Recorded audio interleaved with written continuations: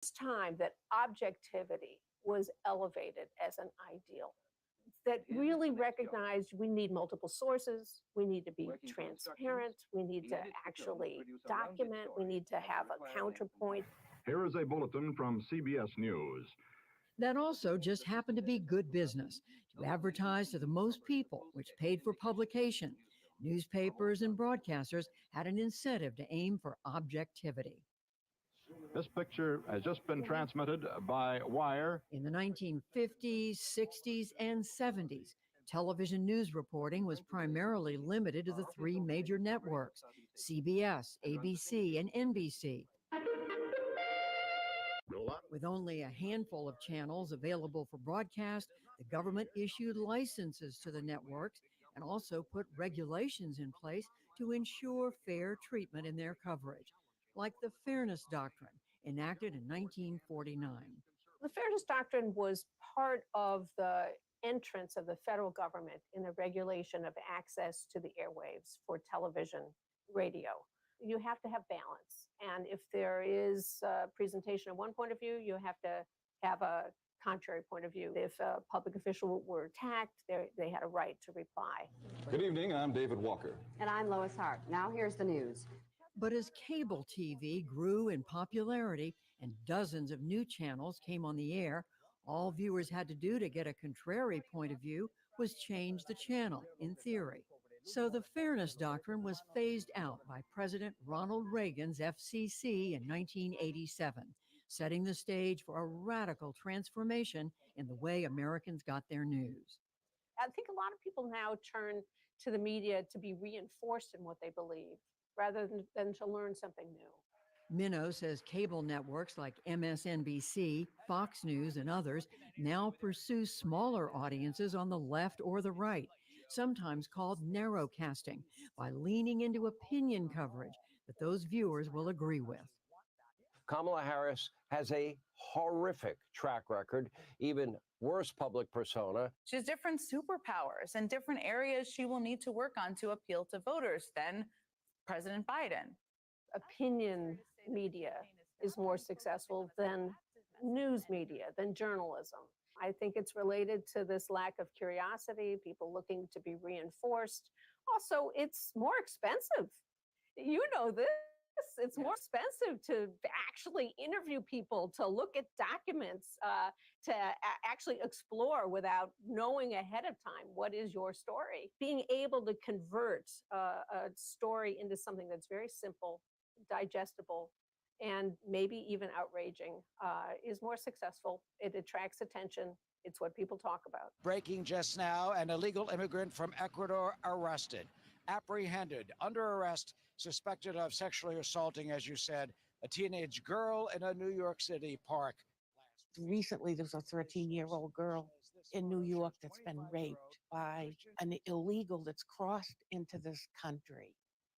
He tied up the little boy that was with her, gagged them, and nothing comes out of the White House about how horrible this is. According to a new analysis from NBC News, quote, despite several horrifying high-profile incidents, there is no evidence of a migrant-driven crime wave in the United States. In fact, they are just cherry-picking terrible crimes by immigrants, but they don't mention ever the positive contributions of the immigrants to our communities, to this country. But is partisan news media, in fact, creating more division in the country? Or are partisan viewers now finding their way to more friendly outlets? So I've been focused on polarization almost my whole career. Professor Matt Lewandowski is a political scientist at the University of Pennsylvania.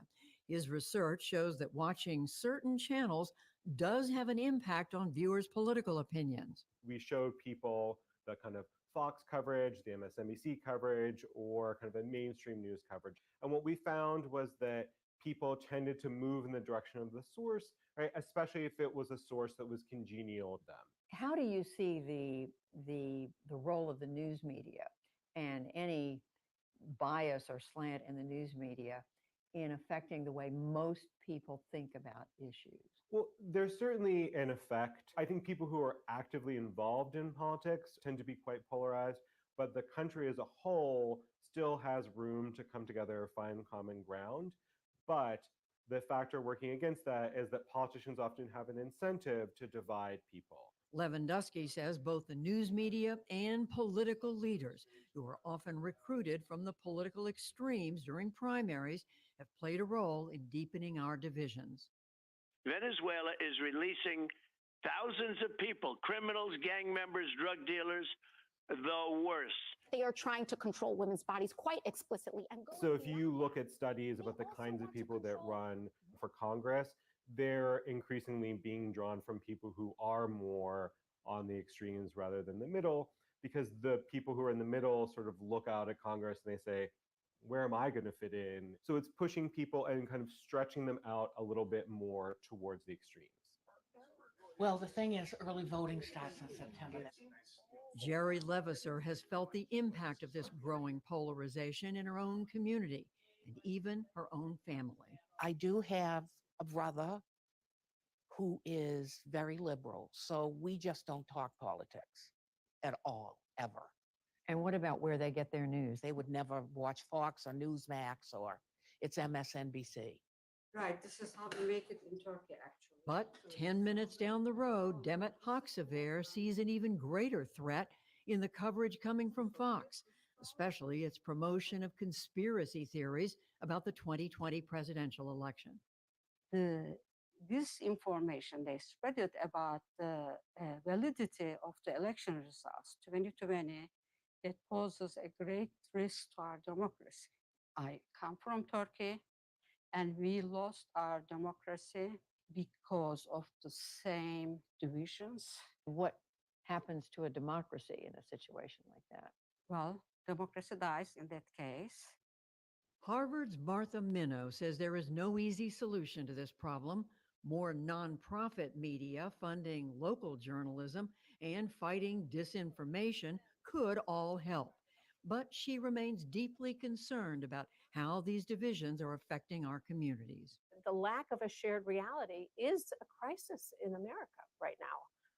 And you can see this depending on what your preferences are. You flip channels or whatever. You see it's different topics. And when it's the same topic, there has no relationship. And if you don't share a reality, and indeed you think that people next to you are out to get you, it's not just democracy that's at risk. It's peaceful coexistence. In an upcoming installment of America at a Crossroads, we'll look at how the internet and social media have only accelerated this concerning trend. For the PBS NewsHour, I'm Judy Woodruff in Haverhill, Massachusetts. Vice President Kamala Harris. We will move forward and take on the biggest issues facing our nation. Former President Donald Trump. With your vote, the American dream will come roaring back. The candidates face off as voters worry about the economy, conflicts at home and abroad, and the future of the country. A PBS News special, the ABC News Presidential Debate Simulcast. Tuesday, September 10th at 9 p.m. Eastern, 8 Central.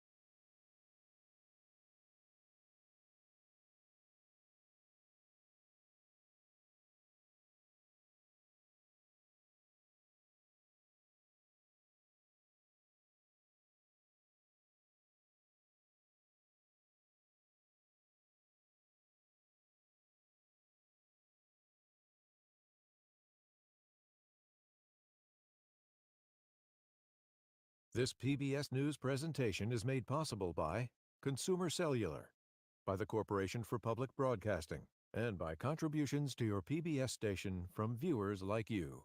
Thank you.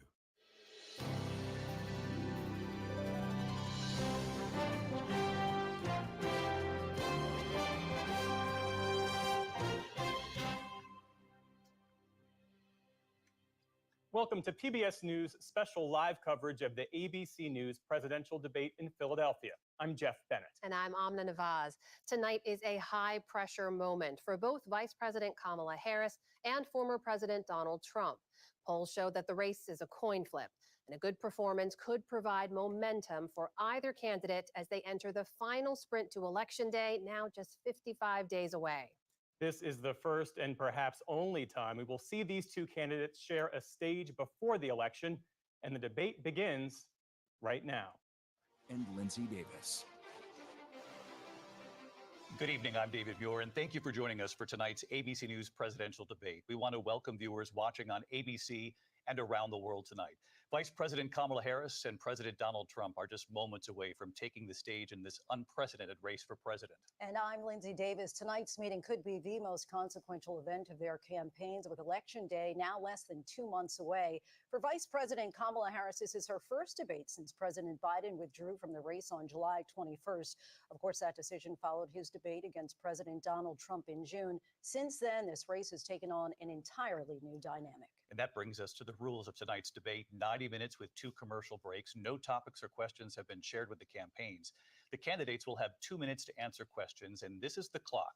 That's what they'll be seeing. 2 minutes for rebuttals and 1 minute for follow-ups, clarifications, or responses.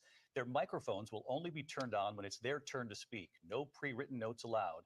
There is no audience here tonight in this hall at the National Constitution Center. This is an intimate setting for 2 candidates who have never met. President Trump won the coin toss. He chose to deliver the final closing statement of the evening. Vice President Harris selected the podium to the right. So let's now welcome the candidates to the stage. Vice President Kamala Harris and President Donald Trump.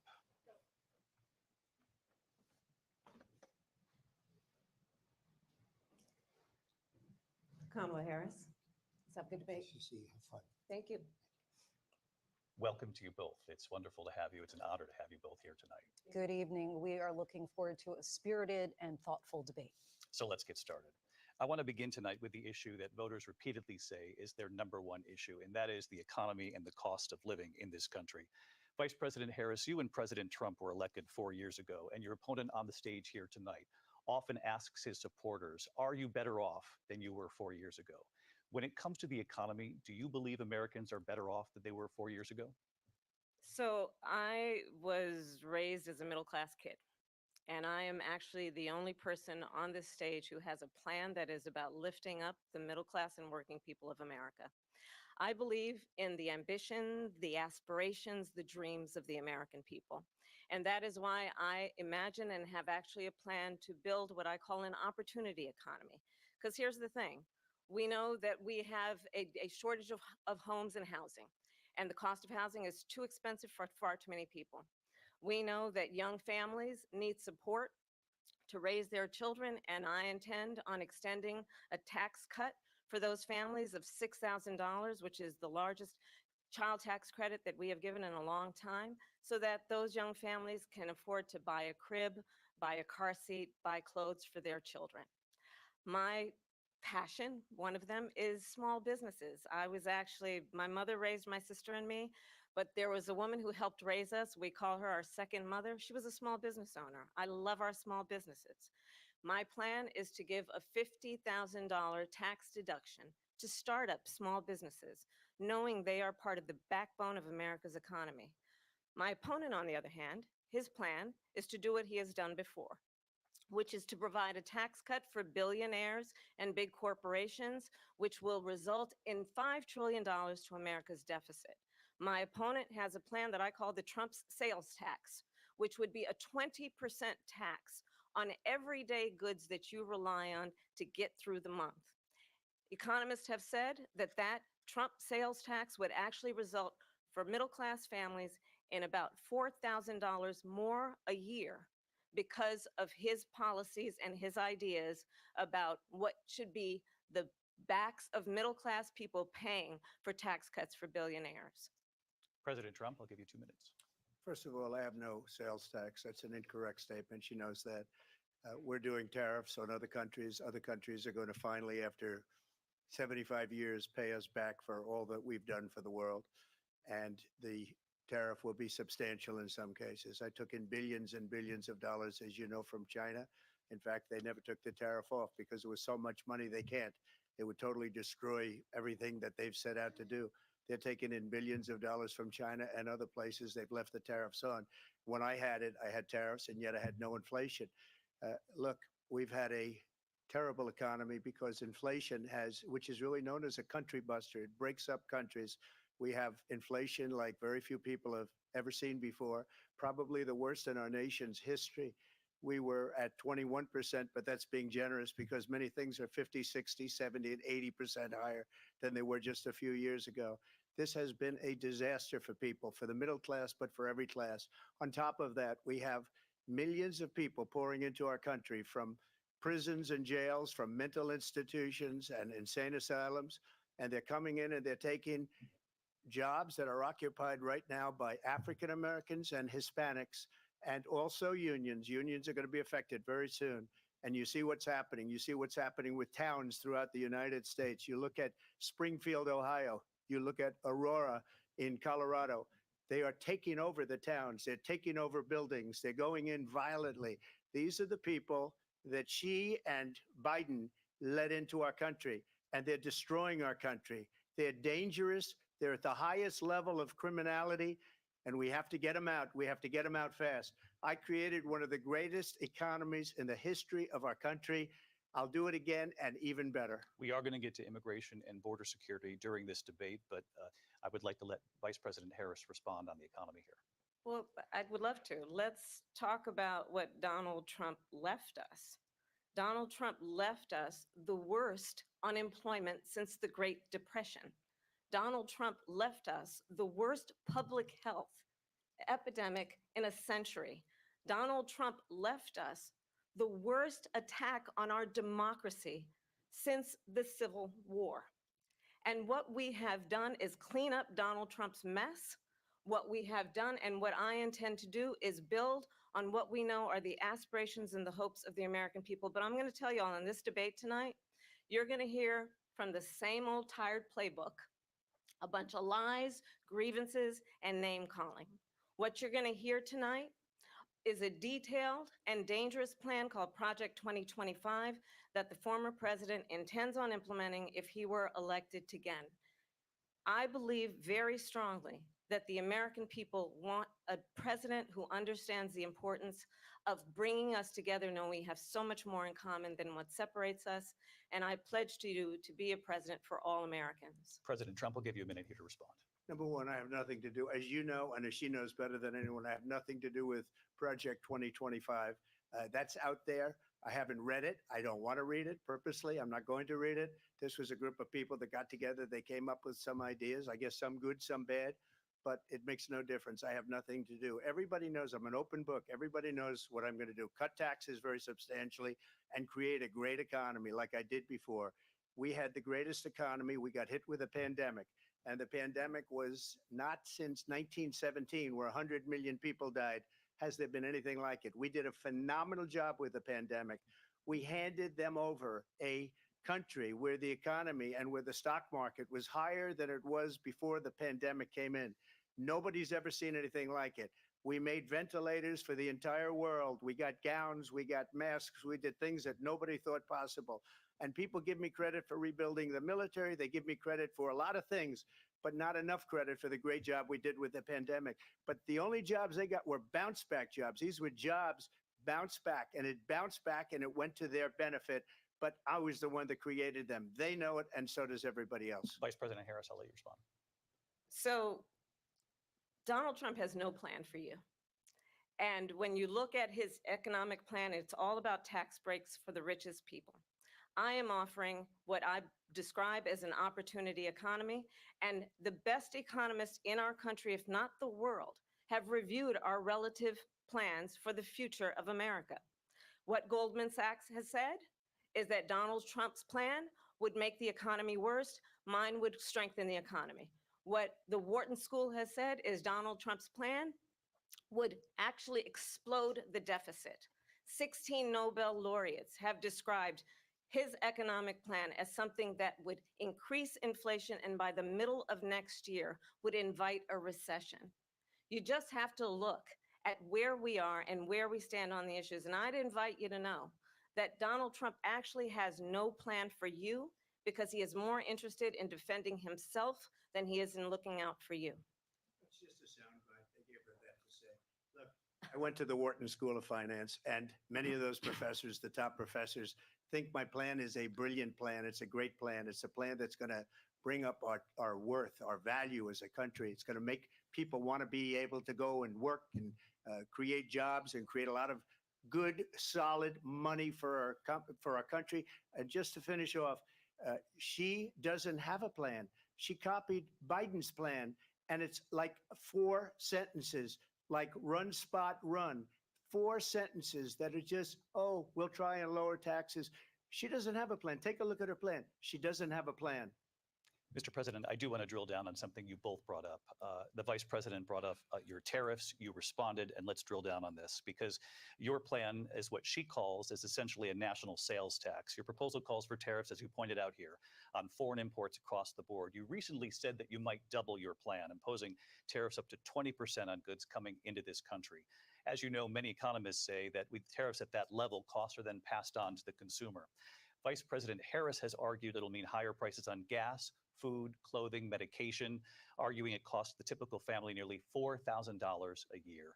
Do you believe Americans can afford higher prices because of tariffs? They're not going to have higher prices. What's going to have and who's going to have higher prices is China and all of the countries that have been ripping us off for years. I was the only president ever. China was paying us hundreds of billions of dollars, and so were other countries. And, you know, if she doesn't like them, they should have gone out and they should have immediately cut the tariffs. But those tariffs are there 3.5 years now under their administration. We are going to take in billions of dollars, hundreds of billions of dollars. I had no inflation, virtually no inflation. They had the highest inflation perhaps in the history of our country because I've never seen a worse period of time. People can't go out and buy cereal or bacon or eggs or anything else. The people of our country are absolutely dying with what they've done. They've destroyed the economy. And all you have to do is look at a poll. The polls say 80 and 85 and even 90% that the Trump economy was great, that their economy was terrible. Vice President Harris, I do want to ask for your response. And you heard what the president said there, because the Biden administration did keep a number of the Trump tariffs in place. So how do you respond?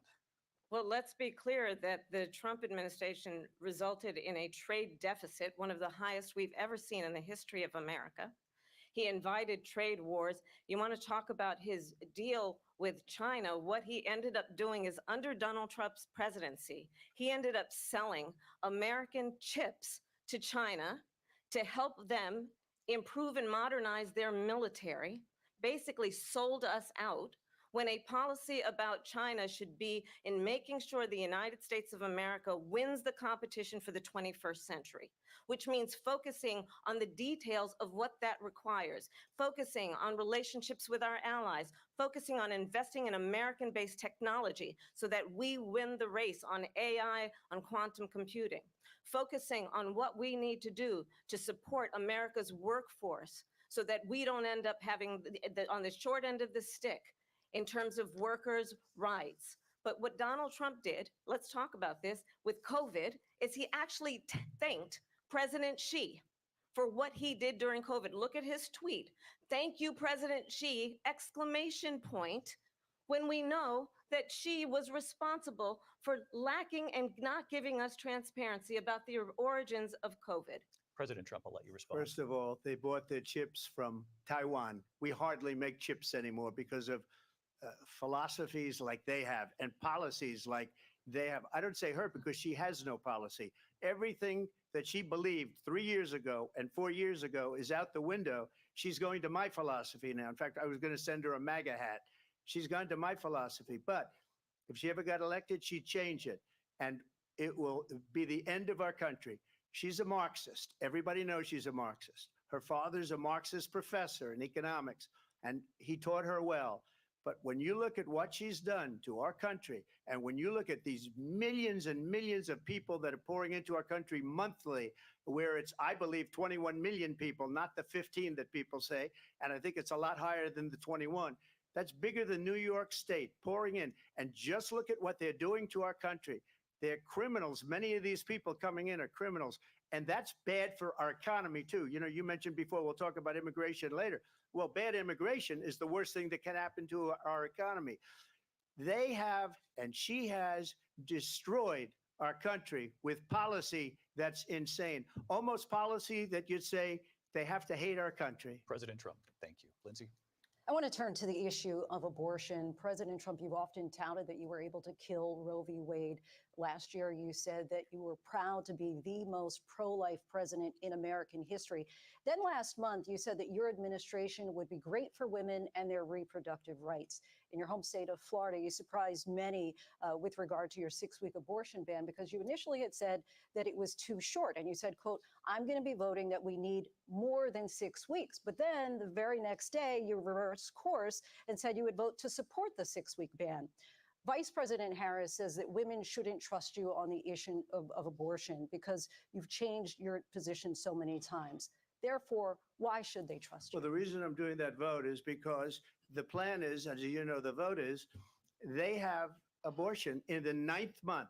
They even have, and you can look at the governor of West Virginia, the previous governor of West Virginia, not the current governor, is doing an excellent job, but the governor before, he said the baby will be born and we will decide what to do with the baby. In other words, we'll execute the baby. And that's why I did that, because that predominates, because they're radical. The Democrats are radical in that.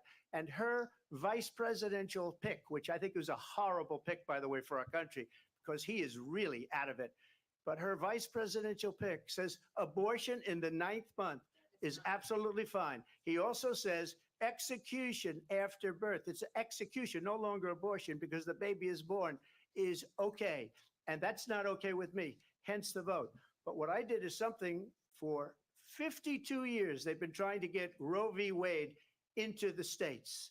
And through the genius and heart and strength of 6 Supreme Court justices, we were able to do that. Now, I believe in the exceptions for rape, incest, and life of the mother. I believe strongly in it. Ronald Reagan did also. 85% of Republicans do. Exceptions, very important. But we were able to get it, and now states are voting on it. And for the first time, you're going to see, look, this is an issue that's torn our country apart for 52 years. Every legal scholar, every Democrat, every Republican, liberal, conservative, they all wanted this issue to be brought back to the states where the people could vote. And that's what happened. Now, Ohio, the vote was somewhat liberal. Kansas, the vote was somewhat liberal, much more liberal than people would have thought. But each individual state is voting. It's the vote of the people now. It's not tied up in the federal government. I did a great service in doing it. It took courage to do it. And the Supreme Court had great courage in doing it. And I give tremendous credit to those 6 justices. There is no state in this country where it is legal to kill a baby after it's born. Madam Vice President, I want to get your response to President Trump. Well, as I said, you're going to hear a bunch of lies, and that's not actually a surprising fact. Let's understand how we got here. Donald Trump hand-selected 3 members of the United States Supreme Court with the intention that they would undo the protections of Roe v. Wade. And they did exactly as he intended. And now in over 20 states, there are Trump abortion bans, which make it criminal for a doctor or nurse to provide health care. In one state, it provides prison for life. Trump abortion bans that make no exception even for rape and incest, which understand what that means. A survivor of a crime of violation to their body does not have the right to make a decision about what happens to their body next. That is immoral. And one does not have to abandon their faith or deeply held beliefs to agree. The government, and Donald Trump certainly, should not be telling a woman what to do with her body. I have talked with women around our country. You want to talk about this is what people wanted?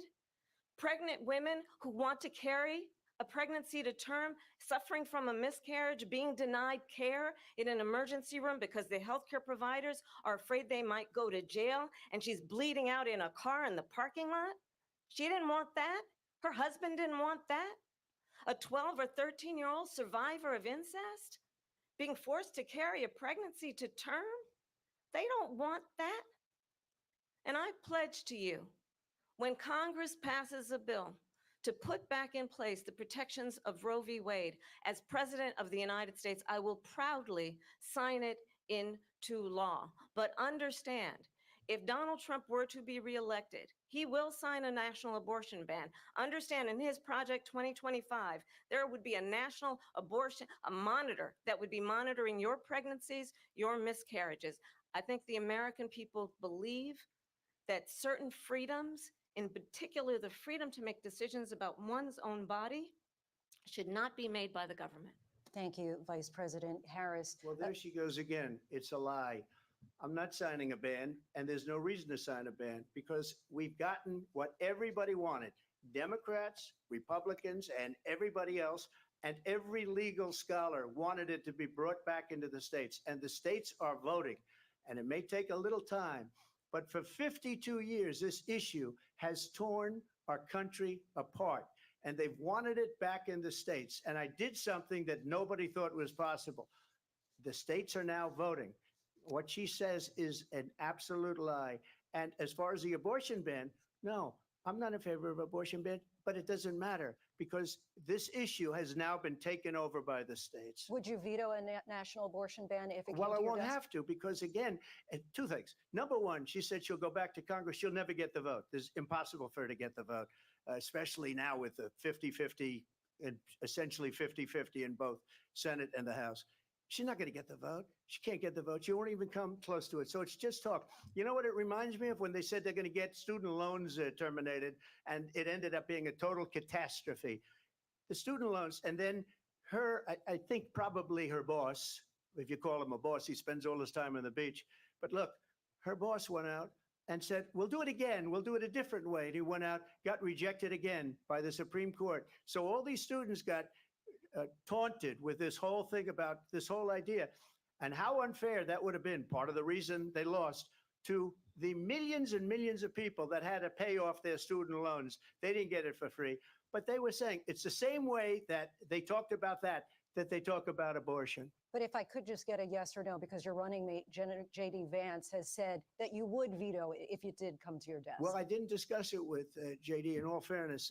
J.D., and I don't mind if he has a certain view, but I think he was speaking for me, but I really didn't. Look, we don't have to discuss it because she'd never be able to get it, just like she couldn't get student loans. They couldn't get student loans. They didn't even come close to getting student loans. They taunted young people and a lot of other people that had loans. They can never get this approved. So it doesn't matter what she says about going to Congress. Well, wonderful. Let's go to Congress, do it. But the fact is that for years, they wanted to get it out of Congress and out of the federal government. And we did something that everybody said couldn't be done. And now you have a vote of the people on abortion. Vice President Harris, I want to give you your time to respond, but I do want to ask, would you support any restrictions on a woman's right to an abortion? I absolutely support reinstating the protections of Roe v. Wade. And as you rightly mentioned, nowhere in America is a woman carrying a pregnancy to term and asking for an abortion. That is not happening. It's insulting to the women of America. And understand what has been happening under Donald Trump's abortion bans. Couples who pray and dream of having a family are being denied IVF treatments. What is happening in our country?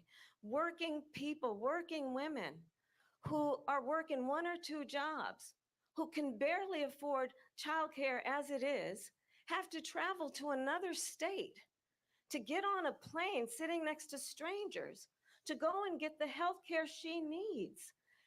Barely can afford to do it, and what you are putting her through is unconscionable. And the people of America have not, the majority of Americans believe in a woman's right to make decisions about her own body. And that is why in every state where this issue has been on the ballot, in red and blue states both, the people of America have voted for freedom. Vice President Harris, Excuse me, I thank have you. to respond. Another lie. It's another lie. I have been a leader on IVF, which is fertilization. The IVF, I have been a leader. In fact, when they got a very negative decision on IVF from the Alabama courts, I saw the people of Alabama and the legislature 2 days later voted it in. I've been a leader on it. They know that, and everybody else knows it.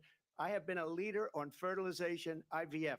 And the other thing, you should ask, will she allow abortion in the 8th month, 9th month, 7th month? Come on. Okay, would you do that? Why don't you ask her that question? Why don't you answer That's the problem. question? Would you because veto? under Roe v. Answer Wade, the question. Would you veto? you could do abortions in the 7th month, the 8th month, the 9th That's month, not true. and probably after birth. Just look at the governor, former governor of Virginia. The governor of Virginia said, we put the baby aside and then we determine what we want to do with the baby. President Trump, thank you. We're going to turn now to immigration and border security. We know it's an issue that's important to Republicans, Democrats, voters across the board in this country. Vice President Harris, you were tasked by President Biden with getting to the root causes of migration from Central America. We know that illegal border crossings reached a record high in the Biden administration. This past June, President Biden imposed tough new asylum restrictions. We know the numbers since then have dropped significantly. But my question to you tonight is, why did the administration wait until 6 months before the election to act? And would you have done anything differently from President Biden on this? So I'm the only person on this stage who has prosecuted transnational criminal organizations for the trafficking of guns, drugs, and human beings. And let me say that the United States Congress, including some of the most conservative members of the United States Senate, came up with a border security bill which I supported. And that bill would have put 1,500 more border agents on the border to help those folks who are working there right now overtime trying to do their job. It would have allowed us to stem the flow of fentanyl coming into the United States. I know there are so many families watching tonight who have been personally affected by the surge of fentanyl in our country. That bill would have put more resources to allow us to prosecute transnational criminal organizations for trafficking in guns, drugs, and human beings. But you know what happened to that bill? Donald Trump got on the phone, called up some folks in Congress and said, kill the bill. And you know why? Because he'd prefer to run on a problem instead of fixing a problem. And understand, this comes at a time where the people of our country actually need a leader who engages in solutions, who actually addresses the problems at hand. But what we have in the former president is someone who would prefer to run on a problem instead of fixing a problem. And I'll tell you something, he's going to talk about immigration a lot tonight, even when it's not the subject that is being raised. And I'm going to actually do something really unusual, and I'm going to invite you to attend one of Donald Trump's rallies, because it's a really interesting thing to watch. You will see during the course of his rallies, he talks about fictional characters like Hannibal Lecter. He will talk about windmills cause cancer. And what you will also notice is that people start leaving his rallies early out of exhaustion and boredom. And I will tell you, the one thing you will not hear him talk about is you. You will not hear him talk about your needs, your dreams, and your desires. And I'll tell you, I believe you deserve a president who actually puts you first. And I pledge to you that I will. Vice President Harris, thank you. President Trump, on that point, I want to get your response. Well, I would like to respond. Let me just ask, though, why did you try to kill that bill, and successfully so, that would have put thousands of additional agents and officers on the border? First, let me respond as to the Please. rallies. She said people start leaving. People don't go to her rallies. There's no reason to go. And the people that do go, she's bussing them in and paying them to be there, and then showing them in a different light. So she can't talk about that. People don't leave my rallies. We have the biggest rallies, the most incredible rallies in the history of politics. That's because people want to take their country back. Our country is being lost. We're a failing nation. And it happened 3.5 years ago. And what's going on here, you're going to end up in World War III, just to go into another subject.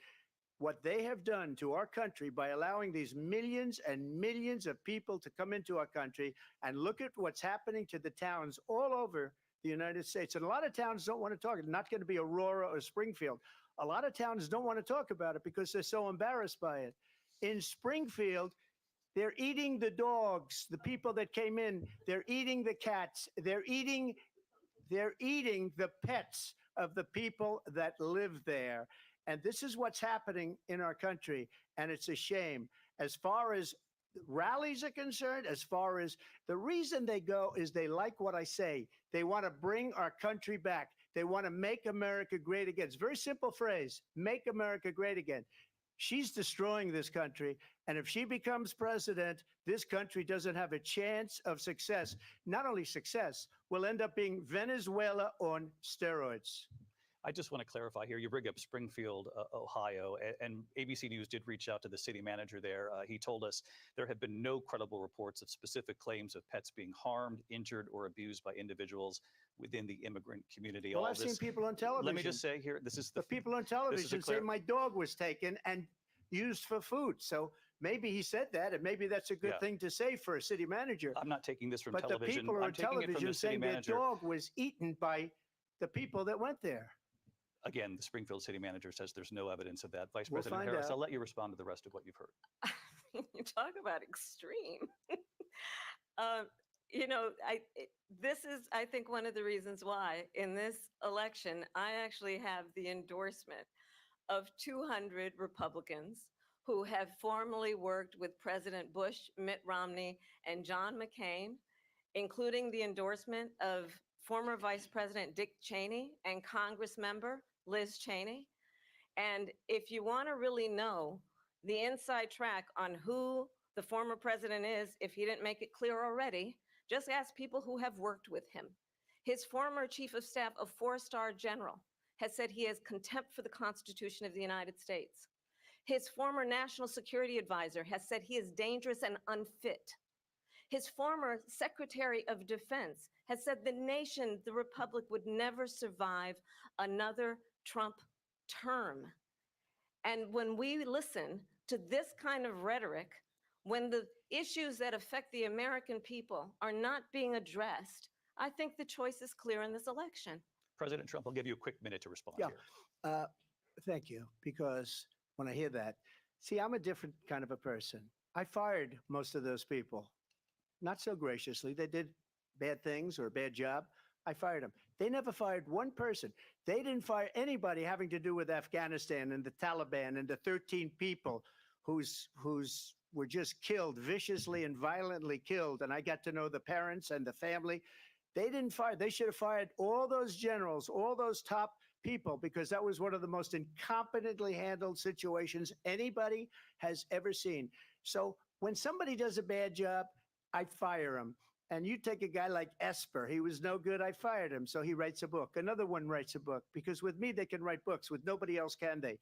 But they have done such a poor job, and they never fire anybody. Look at the economy. Look at the inflation. They didn't fire any of their economists. They have the same people. That's a good way not to have books written about you. But just to finish, I got more votes than any Republican in history by far.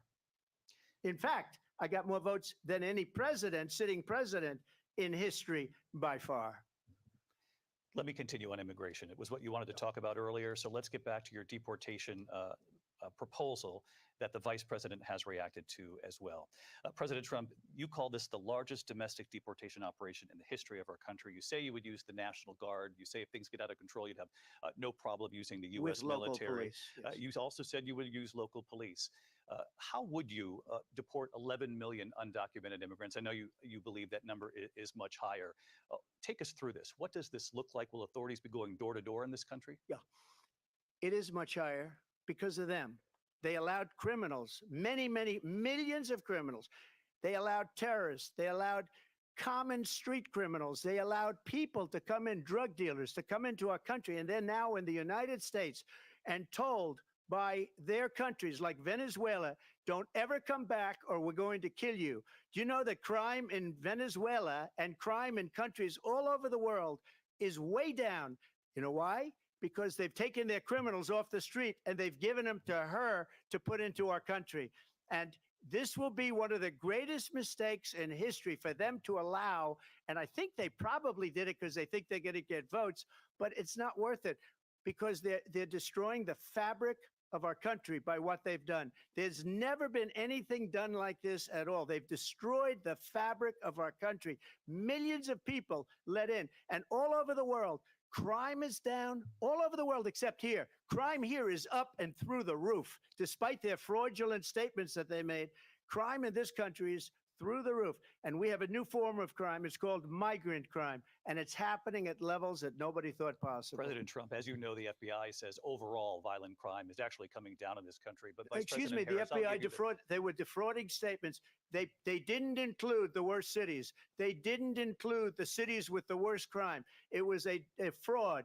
Just like their number of 818,000 jobs that they said they created turned out to be a fraud. President Trump, thank you. I'll let you respond, Vice President Harris. Well, I think this is so rich coming from someone who has been prosecuted for national security crimes, economic crimes, election interference, has been found liable for sexual assault, and his next big court appearance is in November at his own criminal sentencing.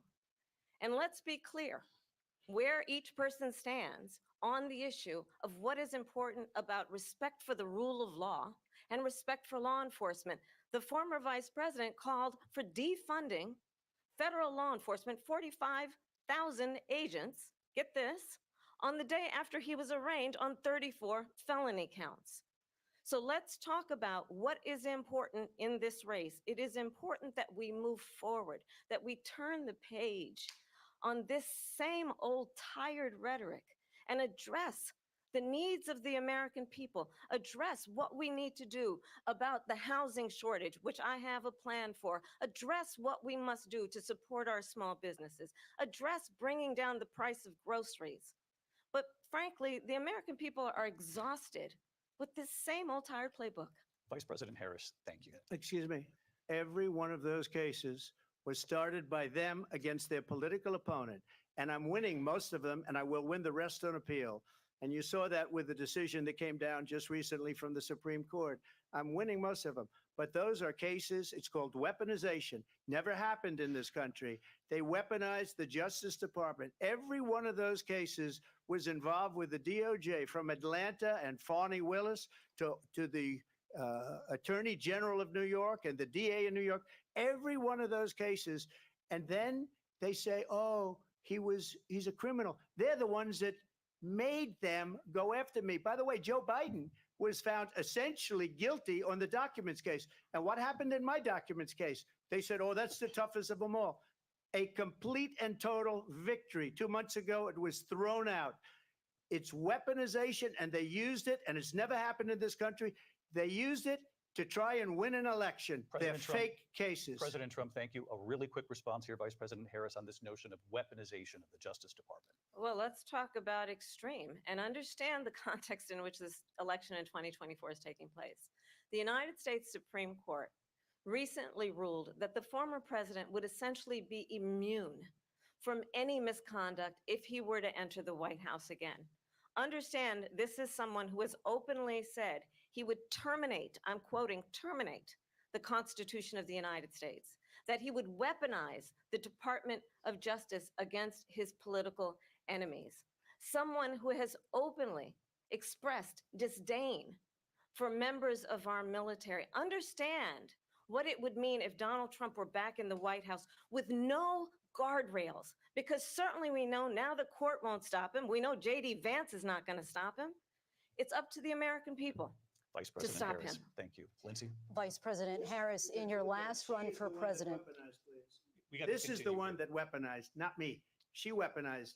I probably took a bullet to the head because of the things that they say about me. They talk about democracy. I'm a threat to democracy. They're the threat to democracy with a fake Russia investigation We do have a lot to that get. went nowhere. We have a lot to get to. Lindsay? Vice President Harris, in your last run for president, you said you wanted to ban fracking. Now you don't. You wanted mandatory government buyback programs for assault weapons. Now your campaign says you don't.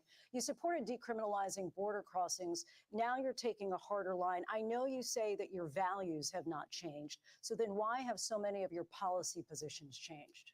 So my values have not changed, and I'm going to discuss every one of the, at least every point that you've made. But in particular, let's talk about fracking because we're here in Pennsylvania. I made that very clear in 2020. I will not ban fracking.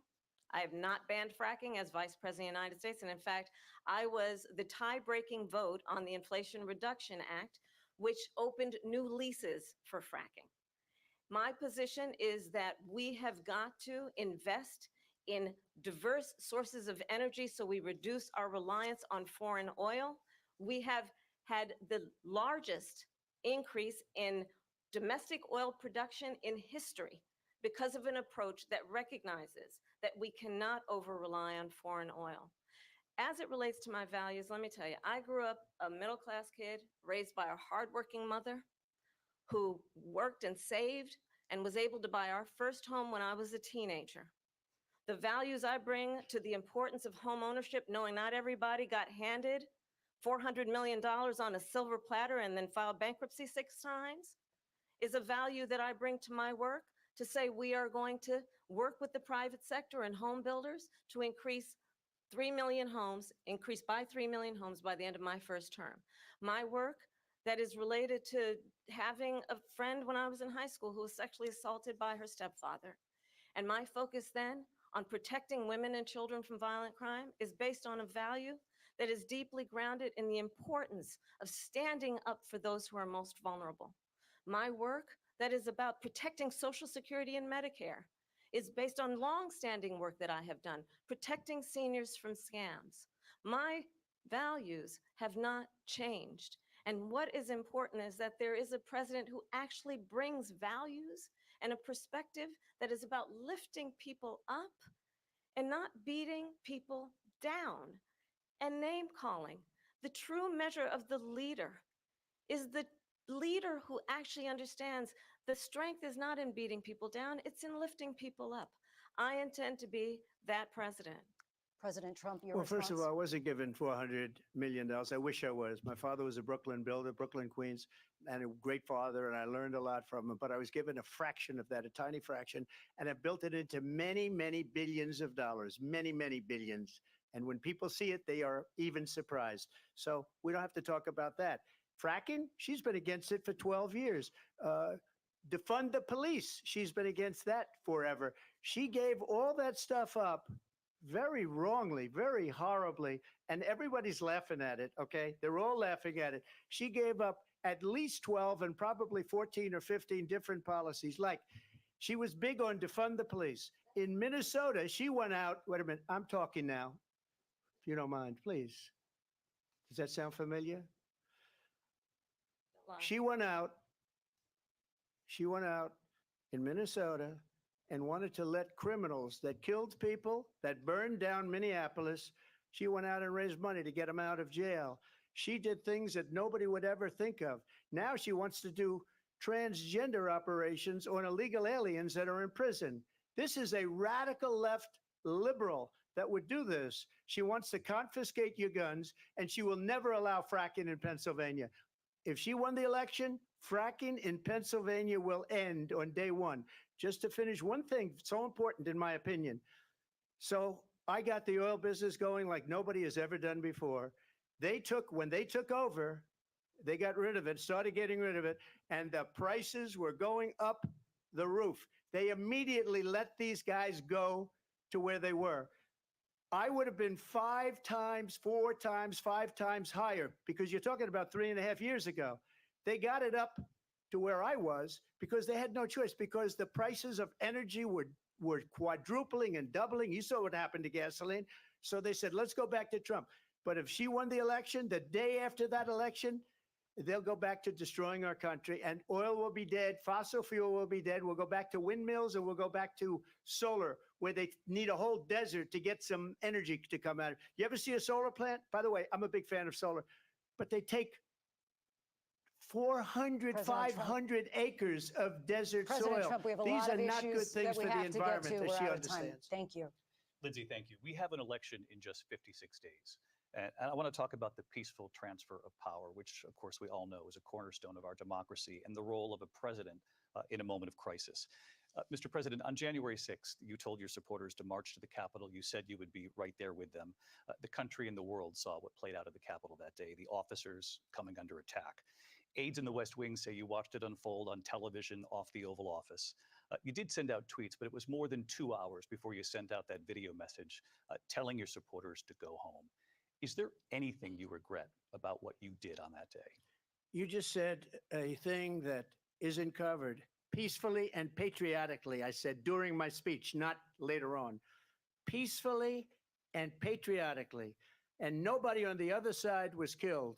Ashley Babbitt was shot by an out-of-control police officer that should have never, ever shot her. It's a disgrace. But we didn't do this group of people that have been treated so badly. I ask, what about all the people that are pouring into our country and killing people that she allowed to pour in? She was the border czar. Remember that. She was the border czar. She doesn't want to be called the border czar because she's embarrassed by the border. In fact, she said at the beginning, oh, I'm surprised you're not talking about the border yet. That's because she knows what a bad job they've done. What about those people? When are they going to be prosecuted? When are these people from countries all over the world, not just South America? They're coming in from all over the world, David. All over the world, and crime rates are down all over the world because of it. But let me just when ask are those, David, when are those people going to be prosecuted? When are the people that burned down Minneapolis going to be prosecuted? Or in Seattle, they went into Seattle, they took over a big percentage of the city of Seattle. When are those people going to be prosecuted? But let me just ask You might ask her that question. You were the president. You were watching it unfold on television. It's a very simple question as we move forward toward another election. Is there anything you regret about what you did on that day? Yes or no? I had nothing to do with that other than they asked me to make a speech. I showed up for a speech. I said, I think it's going to be big. I went to Nancy Pelosi and the mayor of Washington, D.C., and the mayor put it back in writing, as you know. I said, you know, this is going to be a very big rally or whatever you want to call it. And again, it wasn't done by me. It was done by others. I said, I'd like to give you 10,000 National Guard or soldiers. They rejected me. Nancy Pelosi rejected me. It was just 2 weeks ago, her daughter has a tape of her saying she is fully responsible for what happened. They want to get rid of that tape. It would have never happened if Nancy Pelosi and the mayor of Washington did their jobs. I wasn't responsible for security. Nancy Pelosi was responsible. She didn't do her job. The question was about you as president, not about former Speaker Pelosi, but I do want Vice President Harris to respond here.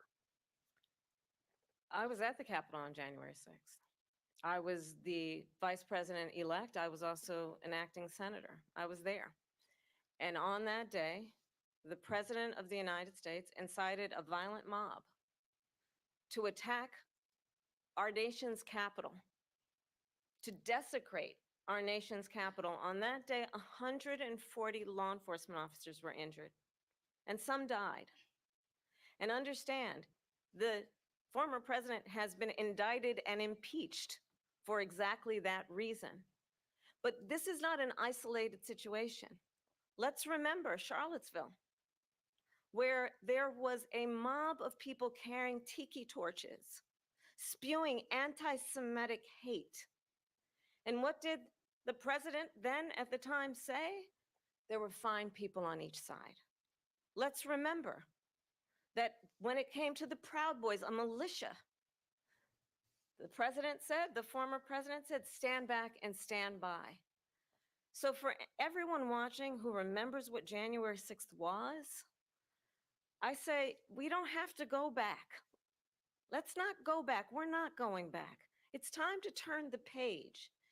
And if that was a bridge too far for you, well, there is a place in our campaign for you to stand for country, to stand for our democracy, to stand for rule of law, and to end the chaos, and to end the approach that is about attacking the foundations of our democracy because you don't like the outcome. And be clear on that point.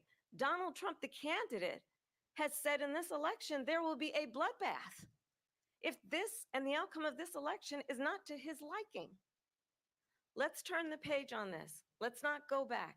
Let's chart a course for the future and not go backwards to the past. Let me just follow up here.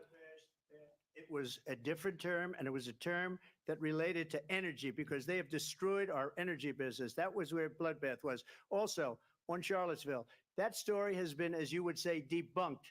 Laura Ingraham, Sean Hannity, Jesse, all of these people, they covered it. If they go an extra sentence, they will see it was perfect. It was debunked in almost every newspaper, but they still bring it up, just like they bring 2025 up. They bring all of this stuff up. I ask you this, you talk about the Capitol. Why are we allowing these millions of people to come through on the southern border? How come she's not doing anything? And I'll tell you what I would do, and I would be very proud to do it. I would say we would both leave this debate right now. I'd like to see her go down to Washington, D.C. during this debate because we're wasting a lot of time. Go down to, because she's been so bad, it's so ridiculous. Go down to Washington, D.C. and let her sign a bill to close up the border because they have the right to do it. They don't need bills. They have the right to do it. The president of the United States, you'll get him out of bed. You'll wake him up at 4 o'clock in the afternoon. Right. You'll say, come on down to the office. Let's sign a bill. If he signs a bill that the border is closed, all he has to do is say it to the Border Patrol, who are phenomenal. If they do that, the border is closed. Mr. Those President, people are killing many people, unlike J6. We talked immigration here tonight. I do want to focus on this next issue to both of you because it really brings us this into focus, truth in these times that we're living in. Mr. President, for 3.5 years after you lost the 2020 election, you repeatedly falsely claimed that you won, many times saying you won in a landslide. In the past couple of weeks leading up to this debate, you have said, quote, you lost by a whisker, that you, quote, didn't quite make it, that you came up a little bit short. I said that? Are you now acknowledging that you lost in 2020? No, I don't acknowledge that at all. But I you said did that say sarcastically. That. You know that. It was said, oh, we lost by a whisker. That was said sarcastically.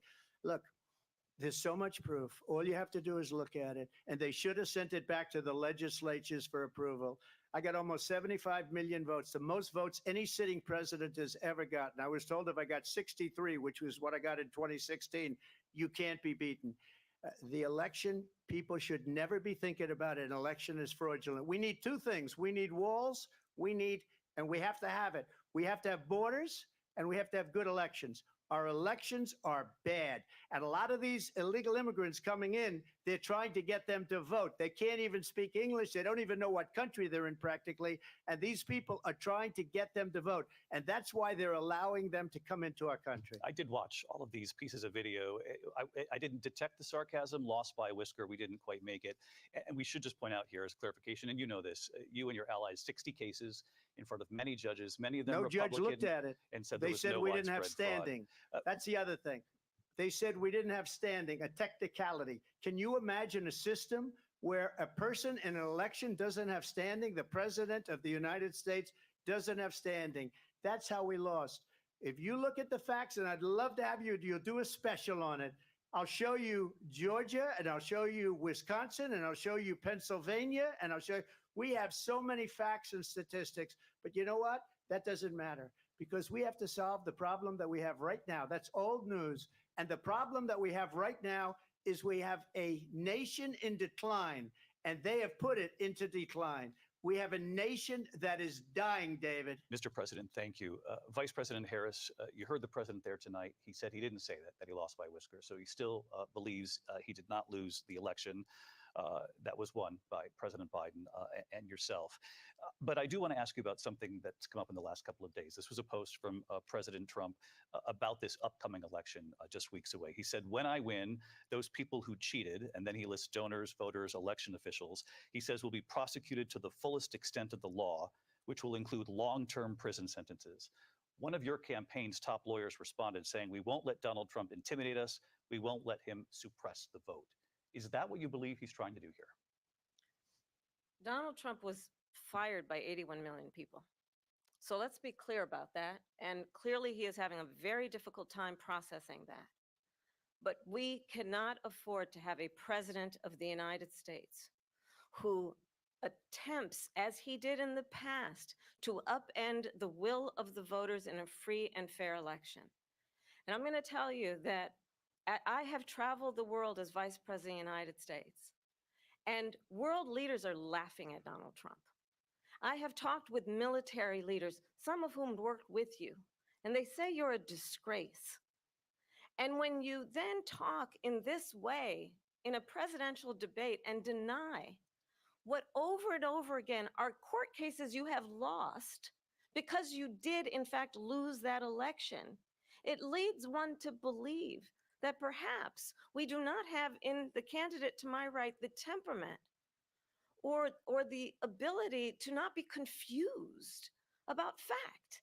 That's deeply troubling, and the American people deserve better. I'll give you 1 minute to respond, Mr. President. Let me just tell you about world leaders. Viktor Orban, one of the most respected men, they call him a strong man. He's a tough person, smart. Prime Minister of Hungary. They said, why is the whole world blowing up? 3 years ago, it wasn't. Why is it blowing up? He said, because you need Trump back as president. They were afraid of him. China was afraid, and I don't like to use the word afraid, but I'm just quoting him. China was afraid of him. North Korea was afraid of him.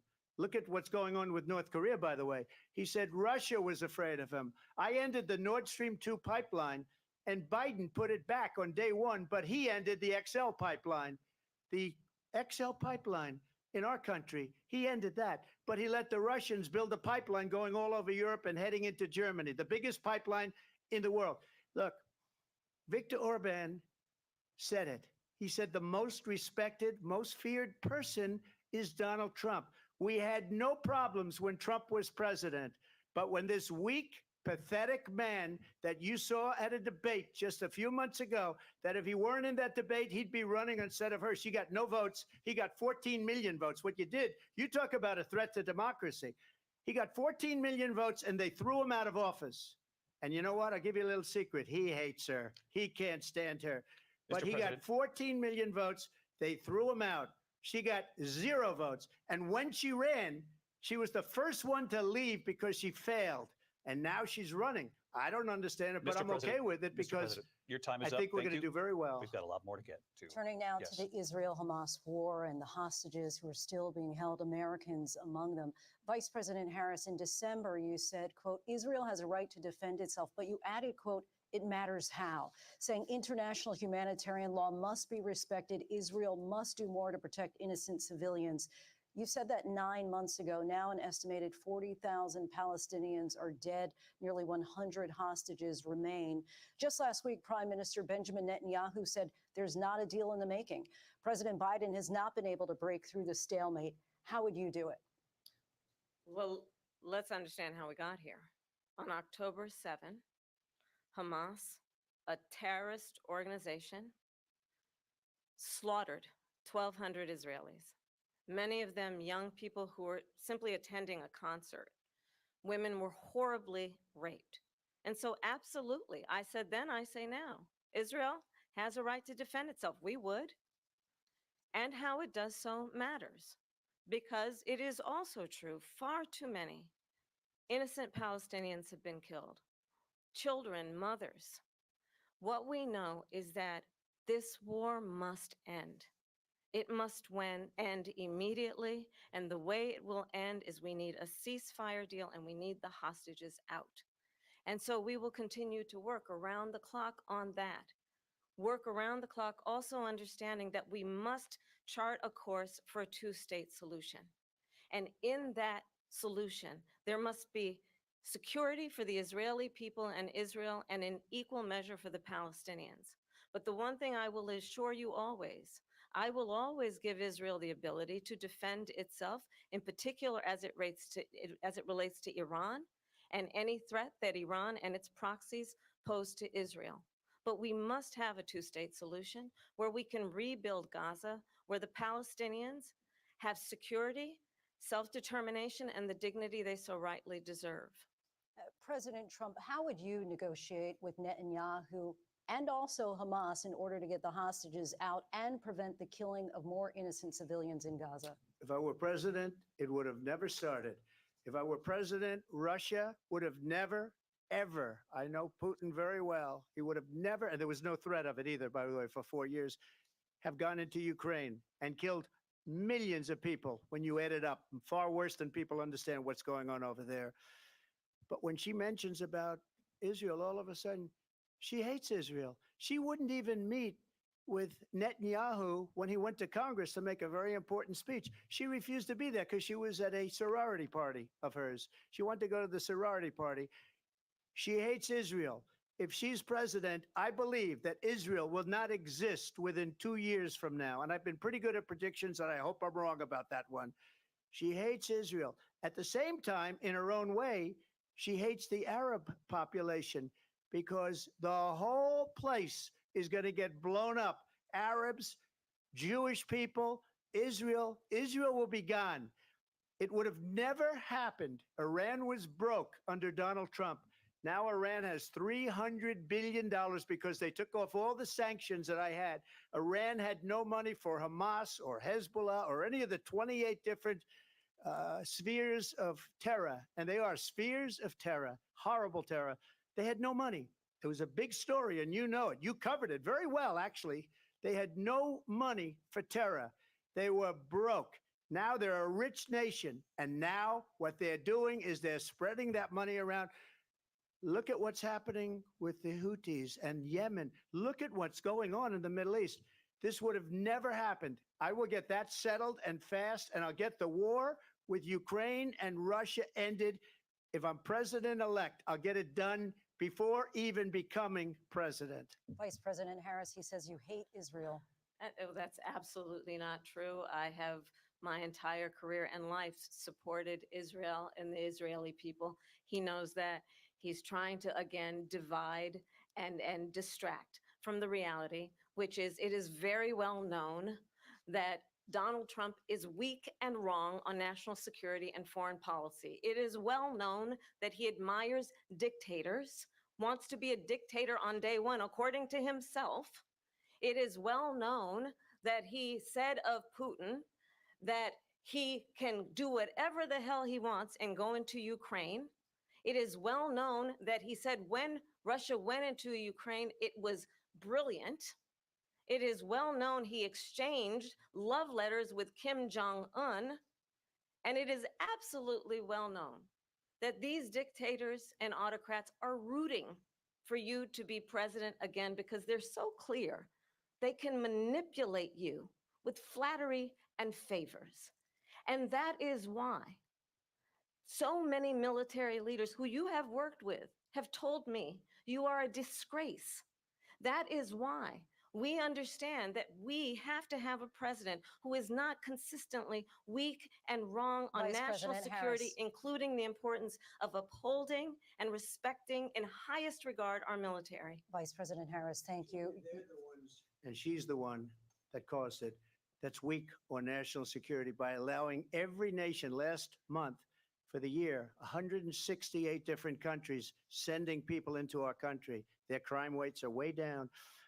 Putin endorsed her last week, said, I hope she wins. And I think he meant it because what he's gotten away with is absolutely incredible. It wouldn't have happened with me. The leaders of other countries think that they're weak and incompetent, and they are. They're grossly incompetent. And I just ask one question. Why does Biden go in and kill the Keystone Pipeline and approve the single biggest deal that Russia's ever made, Nord Stream 2, the biggest pipeline anywhere in the world going to Germany and all over Europe? Because they're weak and they're ineffective. And Biden, by the way, President Trump, Trump, gets paid a lot of money. Thank you. We have a lot of issues to get to. We'll be right back with much more of this historic ABC News presidential debate from the National Constitution Center right here in Philadelphia. Back in a moment.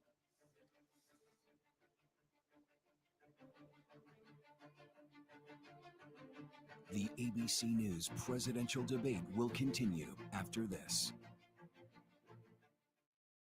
This PBS News presentation is made possible by Consumer Cellular, this is Sam. How may I help you? This is a pocket dial. Well, somebody's pocket. Thought I'd let you know that with Consumer Cellular, you get nationwide coverage with no contract. That's kind of our thing. Have a nice day. and by the Corporation for Public Broadcasting, and by contributions to your PBS station from viewers like you. Thank you.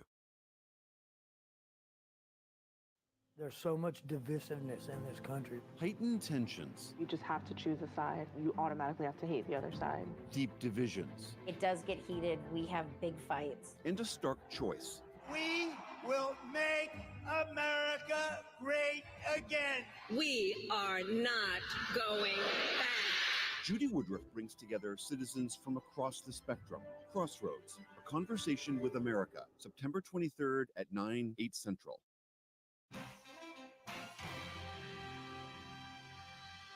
Good evening, I'm Amna Nawaz. And I'm Jeff Bennett on the NewsHour tonight. The PBS NewsHour, your source for news you can trust, asking tough questions. Should Democrats supply their votes if it means avoiding a government shutdown? Well, right now, it's very much in the hands of the Republicans in Congress to be able to do just that. Russia right now has you outmanned, outgunned. Is it time to think about negotiating a settlement? I'm ready to negotiate now with people who really want peace. Covering events as they unfold. How long will Norfolk Southern maintain a presence in East Palestine? As long as it takes. All the homes are gone, all the buildings are gutted. What goes through your mind when you see fire that close to your home? Oh my God, am I gonna die? From Capitol Hill. And even by the standards of this Congress, the drama and the stakes for this week are perilously high. To around the world. 8 soldiers died in the second deadliest attack on Israeli forces of the war. What's your message to the Ukrainians who had to live through occupation? I think that they survived through this. Exploring political divides. Have you tried to have a conversation with some of the folks who have a different view on these issues? Oh, yeah. They've been pretty interesting. Highlighting issues across the country. You've got larger groups, more people coming across and more remote crossings. What does that mean for your team? It makes it incredibly difficult for us to respond. Examining nationwide controversies. How does this election cycle make you feel in one word? Nervous. Focusing on issues that matter. Studies show that young women are experiencing the highest rate of increase in cancer diagnoses. Addressing changes to our environment. As we expose more shorelines, we're likely to see more dust. And that's toxic dust because there is arsenic and heavy metal in this lake bed. Committed to arts and culture. U2 is either the most honest and committed band out there or the most pretentious and, self-righteous. No, not self-righteous. And that is the NewsHour. For tonight, I'm Jeff Bennett. And I'm Amna Nawaz. On behalf of the entire NewsHour team, thank you for joining us.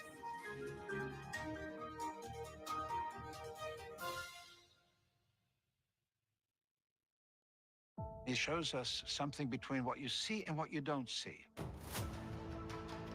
This is the story of the most curious man in history. The influence of Leonardo's vision was enormous. He's doing things no one had ever done before. And that is simply astounding.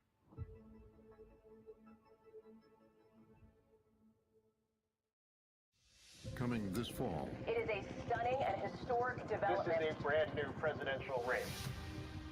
The Choice, a frontline tradition for over 30 years.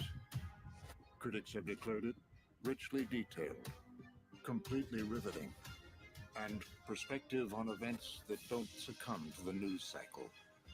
The Choice, 2024. Premieres Tuesday, September 24th, 9/8 Central, only on PBS.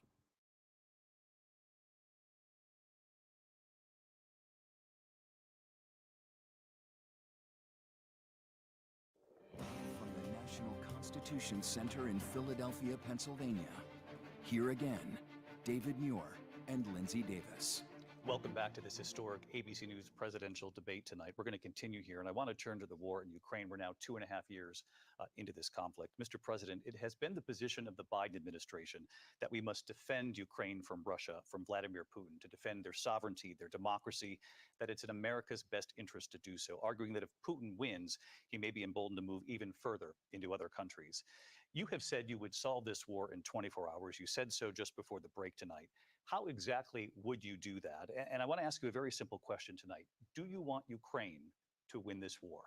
I want the war to stop. I want to save lives that are being uselessly, people being killed by the millions. It's the millions. It's so much worse than the numbers that you're getting, which are fake numbers. Look, we're in for 250 billion or more because they don't ask Europe, which is a much bigger beneficiary to getting this thing done than we are.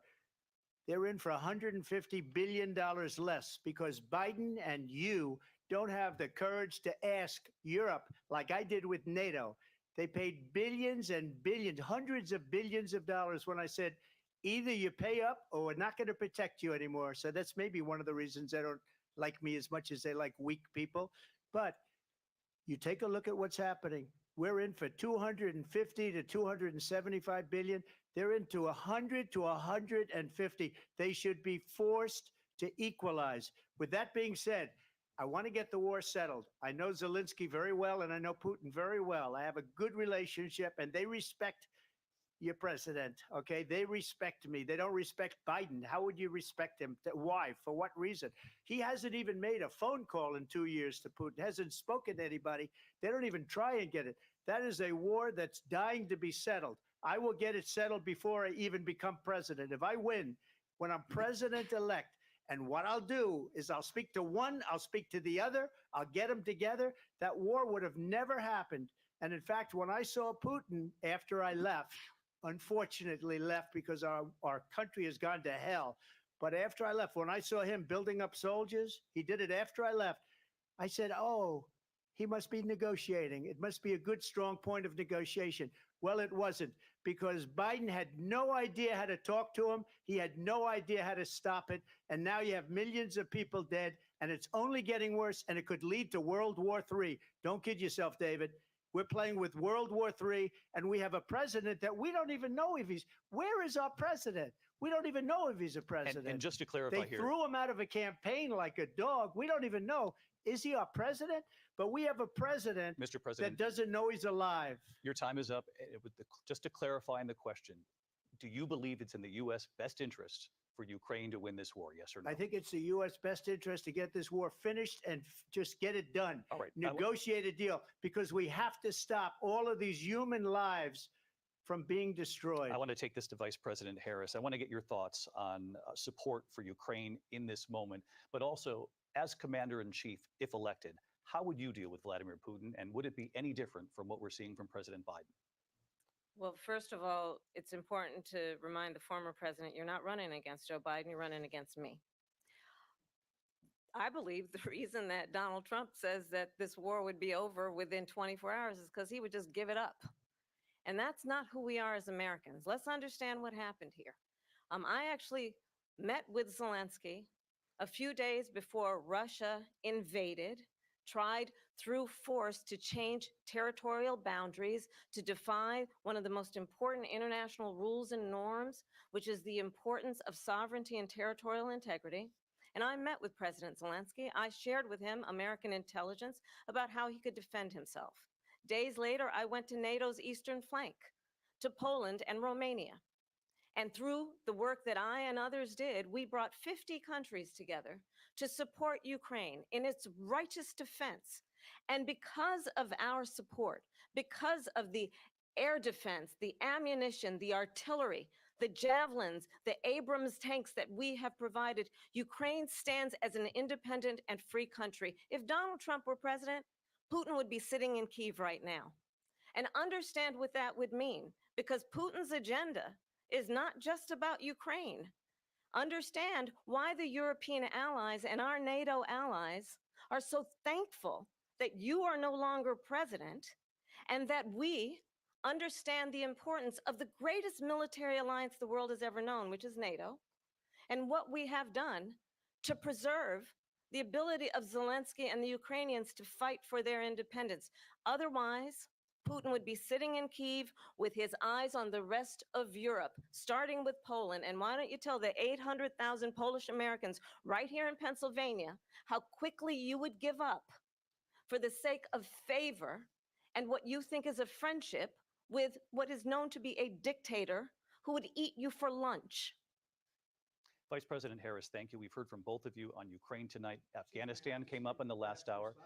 I wanted her to respond to something you said earlier, and please, I'll give you a minute here. Putin would be sitting in Moscow, and he wouldn't have lost 300,000 men and women, but he would have been sitting in Moscow. Quiet, please. He would have been sitting in Moscow much happier than he is right now. But eventually, you know, he's got a thing that other people don't have. He's got nuclear weapons. They don't ever talk about that. He's got nuclear weapons. Nobody ever thinks about that. And eventually, maybe he'll use them, and maybe he hasn't been that threatening, but he does have that. Something we don't even like to talk about. Nobody likes to talk about it. But just so you understand, they sent her to negotiate peace before this war started. 3 days later, he went in and he started the war because everything they said was weak and stupid. They said the wrong things. That war should have never started. She was the emissary. They sent her in to negotiate with Zelensky and Putin, and she did. And the war started 3 days later.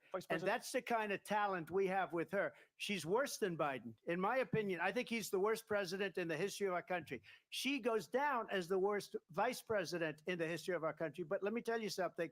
She is a horrible negotiator. They sent her in to negotiate. As soon as they left, Putin did the invasion. President Trump, thank you. You did bring up something. You said she went to negotiate with Vladimir Putin. Vice President Harris, have you ever met Vladimir Putin? Can you clarify tonight? Yet again, I said it at the beginning of this debate, you're going to hear a bunch of lies coming from this fella. And that is another one. When I went to meet with President Zelensky, I've now met with him over 5 times. The reality is it has been about standing as America always should, as a leader upholding international rules and norms, as a leader who shows strength, understanding that the alliances we have around the world are dependent on our ability to look out for our friends and not favor our enemies because you adore strong men instead of caring about democracy. And that is very much what is at stake here. The President of the United States is commander-in-chief, and the American people have a right to rely on a president who understands the significance of America's role and responsibility in terms of ensuring that there is stability and ensuring we stand up for our principles and not sell them for the benefit of personal flattery. We've talked about Ukraine and Vladimir Putin. I do want to talk about Afghanistan. It came up in the first hour of this debate. I want to move on to Afghanistan. Stoltenberg said Trump did the most amazing thing I've ever seen. He got these countries, the 28 countries at the time, to pay up. He said, I've never seen. He's the head of NATO. He said, I've never seen. For years, we were paying almost all of NATO. We were being ripped off by European nations, both on trade and on NATO. I got them to pay up by saying one of the statements you made before, if you don't pay, we're not going to protect you. President Otherwise, Trump. we would have never gotten it. He said it was one of the most incredible jobs that he's ever seen done. Thank you. I want to turn to Afghanistan. It came up in the first hour of the debate, and we witnessed a poignant moment today on Capitol Hill, honoring the soldiers who died in the chaotic withdrawal from Afghanistan. I do want to ask the Vice President, do you believe you bear any responsibility in the way that withdrawal played out? Well, I will tell you, I agreed with President Biden's decision to pull out of Afghanistan. 4 presidents said they would, and Joe Biden did. And as a result, America's taxpayers are not paying the $300 million a day we were paying for that endless war. And as of today, there is not one member of the United States military who is in active duty in a combat zone in any war zone around the world, the first time this century.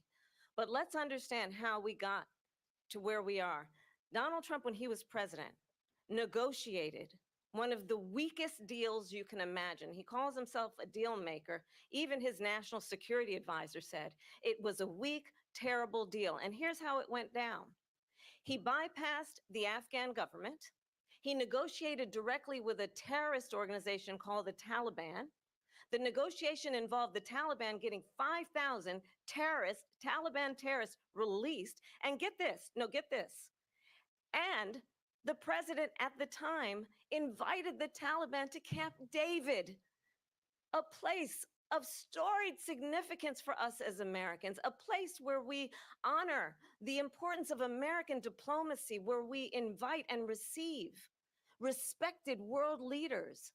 And this former president, as president, invited them to Camp David because he does not, again, appreciate the role and responsibility of the President of the United States to be commander-in-chief with a level of respect And this gets back to the point of how he has consistently disparaged and demeaned members of our military, fallen soldiers, and the work that we must do to uphold the strength and the respect of the United States of America around the world. Vice President Harris, thank you. President Trump, your response to her saying that you began the negotiations thank with the you. Taliban. So if you take a look at that period of time, the Taliban was killing our soldiers, a lot of them, with snipers. And I got involved with the Taliban because the Taliban was doing the killing. That's the fighting force within Afghanistan. They don't bother doing that because, you know, they deal with the wrong people all the time. But I got involved. And Abdul is the head of the Taliban. He is still the head of the Taliban. And I told Abdul, don't do it anymore. You do it anymore, you're going to have problems. And he said, why do you send me a picture of my house? I said, you're going to have to figure that out, Abdul. And for 18 months, we had nobody killed. We did have an agreement negotiated by Mike Pompeo. It was a very good agreement. The reason it was good, it was we were getting out. We would have been out faster than them, but we wouldn't have lost the soldiers. We wouldn't have left many Americans behind, and we wouldn't have left $85 billion worth of brand new, beautiful military equipment behind. And just to finish, they blew it. The agreement said you have to do this, and they didn't do it. They didn't do it. The agreement was terminated by us because they didn't do what they were supposed to do. I want to move on. And these people did the worst withdrawal, and in my opinion, the most embarrassing moment in the history of our country. And by the way, that's why Russia attacked Ukraine, because they saw how incompetent she and her boss are. President Trump, thank you. I want to move on now to race and politics in this country. Mr. President, you recently said of Vice President Harris, quote, I didn't know she was black until a number of years ago when she happened to turn black, and now she wants to be known as black. I want to ask a bigger picture question here tonight. Why do you believe it's appropriate to weigh in on the racial identity of your opponent? I don't, and I don't care. I don't care what she is. I don't care. You make a big deal out of something. I couldn't care less. Whatever she wants to be is okay with me. But those were your words, so I'm I asking. don't know. I mean, all I can say is I read where she was not black, that she put out, and I'll say that. And then I read that she was black, and that's okay. Either one was okay with me. That's up to her. That's up to her. Vice President Harris, your thoughts on this? I think honestly, I think it's a tragedy that we have someone who wants to be president who has consistently, over the course of his career, attempted to use race to divide the American people. You know, I do believe that the vast majority of us know that we have so much more in common than what separates us, and we don't want this kind of approach that is just constantly trying to divide us, and especially by race. And let's remember how Donald Trump started. He was he owned buildings, and he was investigated because he refused to rent property to black families. Let's remember, this is the same individual who took out a full-page ad in the New York Times calling for the execution of 5 young Black and Latino boys who were innocent, the Central Park 5. Took out a full-page ad calling for their execution. This is the same individual who spread birther lies about the first Black president of the United States. And I think the American people want better than that, want better than this, want someone who understands, as I do, I travel our country. We see in each other a friend. We see in each other a neighbor. We don't want a leader who is constantly trying to have Americans point their fingers at each other. I meet with people all the time who tell me, can we please just have discourse about how we're going to invest in the aspirations and the ambitions and the dreams of the American people? Knowing that regardless of people's color or the language their grandmother speaks, we all have the same dreams and aspirations and want a president who invests in those, not in hate and division. Vice President Harris, thank you. Lindsay? President Trump, this is now your 3rd time. This is the most divisive presidency in the history of our country. There's never been anything like it. They're destroying our country, and they come up with things like what she just said. Going back many, many years, when a lot of people, including Mayor Bloomberg, agreed with me on the Central Park Five, they admitted, they said, they pled guilty. And I said, well, if they pled guilty, they badly hurt a person, killed a person ultimately. And if they pled guilty, then they pled, we're not guilty. But this is a person that has to stretch back years, 40, 50 years ago, because there's nothing now. I built one of the greatest economies in the history of the world, and I'm going to build it again. It's going to be bigger, better, and stronger. But they're destroying our economy. They have no idea what a good economy is.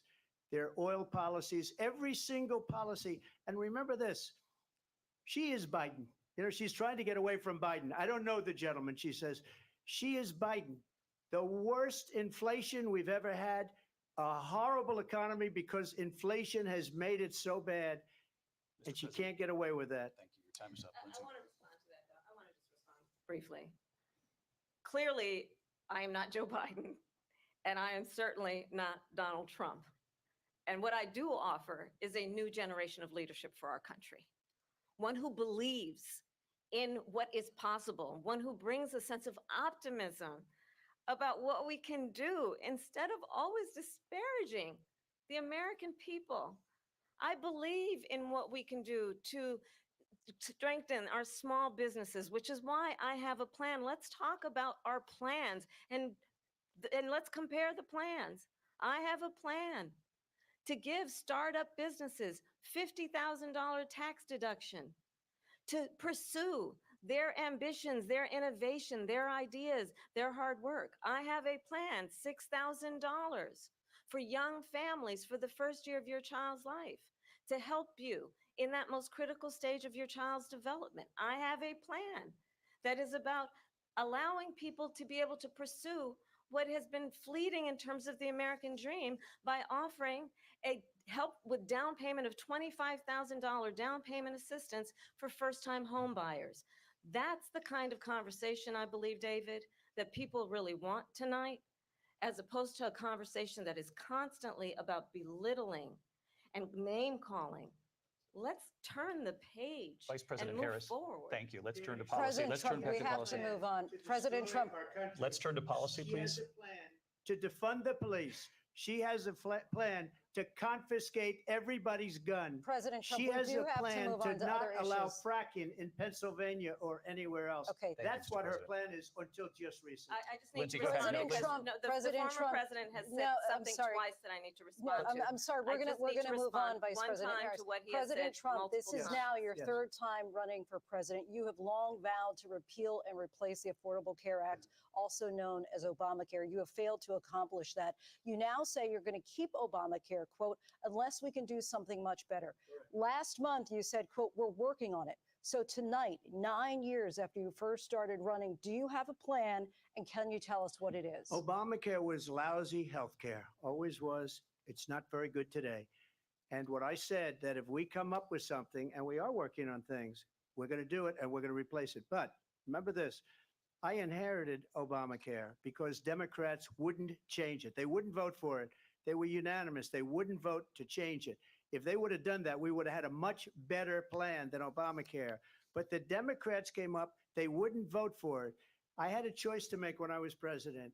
Do I save it and make it as good as it can be, never going to be great, or do I let it rot? And I felt I had an obligation, even though politically it would have been good to just let it rot and let it go away.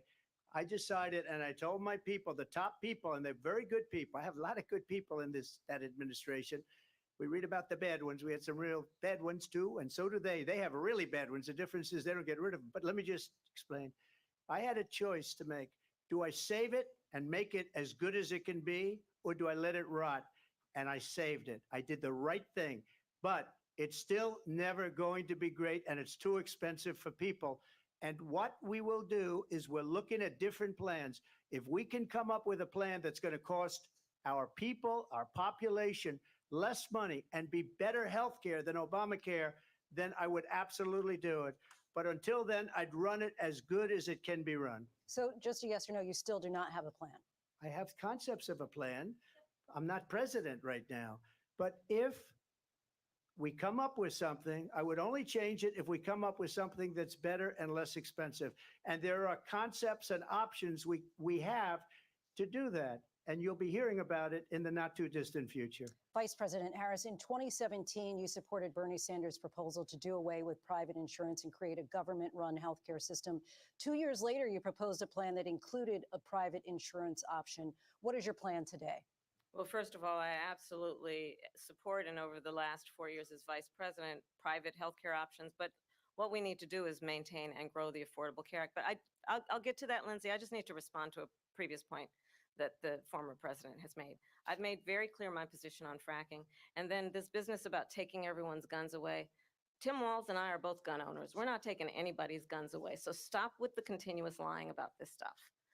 As it relates to the Affordable Care Act, understand, just look at the history to know where people stand. When Donald Trump was president, 60 times he tried to get rid of the Affordable Care Act. 60 times. I was a senator at the time. When I will never forget the early morning hours when it was up for a vote in the United States Senate, and the late, great John McCain, who you have disparaged as being, you don't like him, you said at the time, because he got caught. He was an American hero. The late, great John McCain, I will never forget that night, walked onto the Senate floor and said, no, you don't. No, you don't. No, you don't get rid of the Affordable Care Act. You have no plan.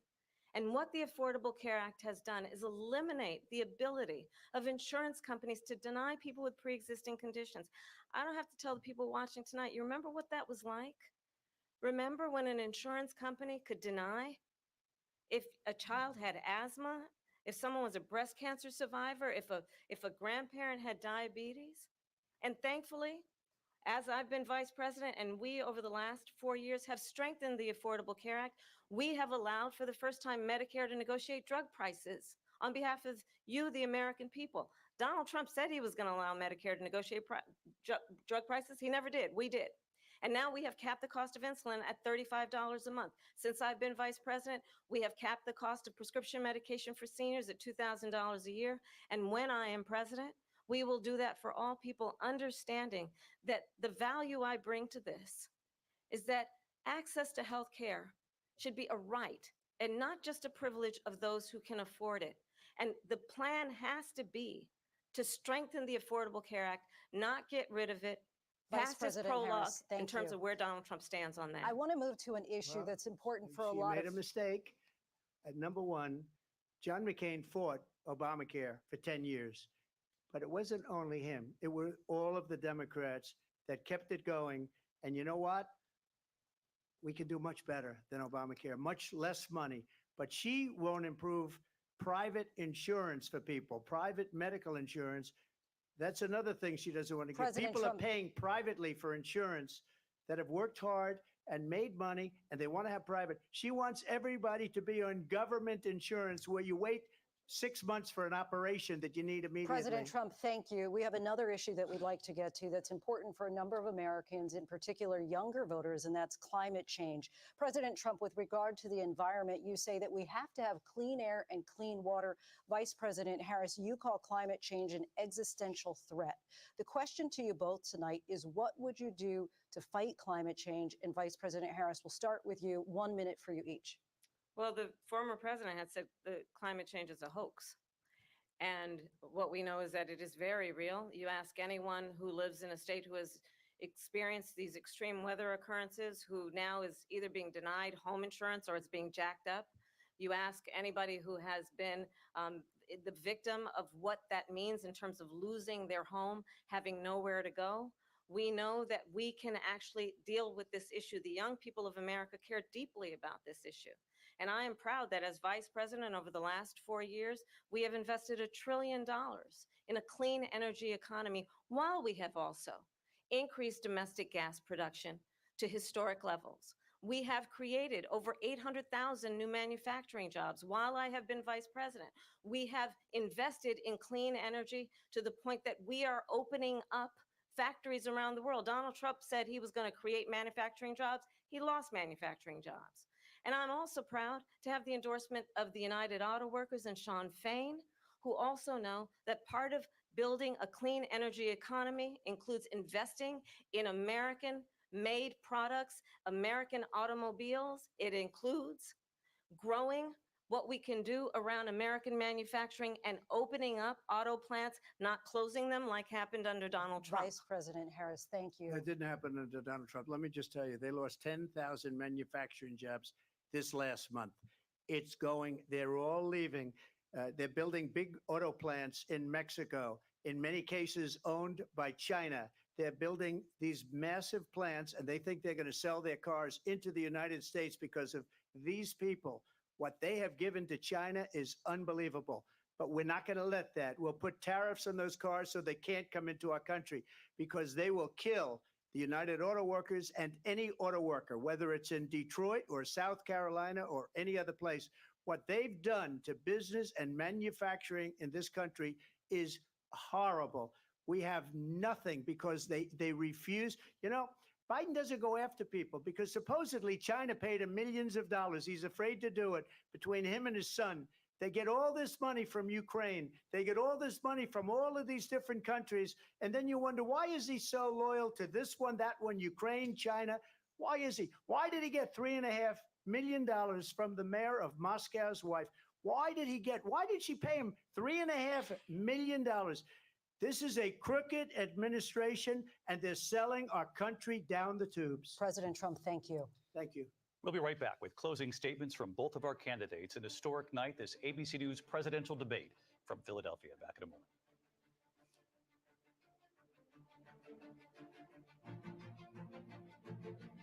The ABC News presidential debate will continue after this. This PBS News presentation is made possible by Consumer Cellular. This is Sam. How may I help you? This is a pocket dial. Well, somebody's pocket. Thought I'd let you know that with Consumer Cellular, you get nationwide coverage with no contract. That's kind of our thing. Have a nice day. and by the Corporation for Public Broadcasting, and by contributions to your PBS station from viewers like you. Thank you. Asking tough questions to those in power. Should Democrats supply their votes if it means avoiding a government shutdown? Russia right now has you outmanned, outgunned. Is it time to think about a settlement? And covering events as they unfold. 8 soldiers died in the second deadliest attack on Israeli forces of the war. To see so many deaths in one place, it's not humanity. PBS NewsHour and PBS News Weekend, every night on PBS and streaming.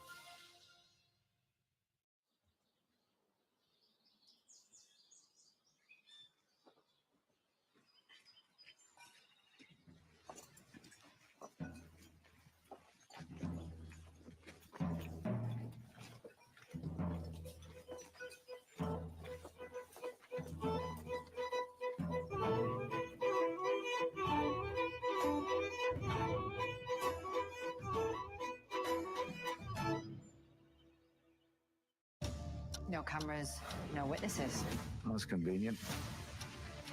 I'd love you to tell me. 4 simple questions. Eh? What? Why? And where? You're loving this, aren't you? Yes. The stakes have been raised. Any other theories? Definitely. I might give it a think. That's gothic.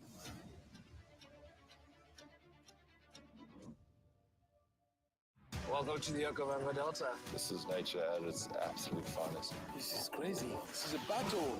That is powerful. Dr. King. Oh my God. Oh my God.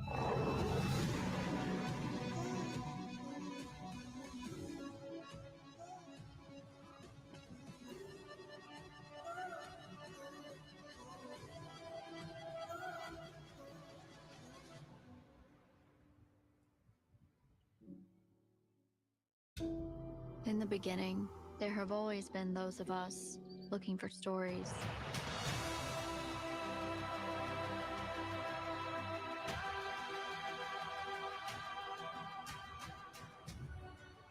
This is a huge moment.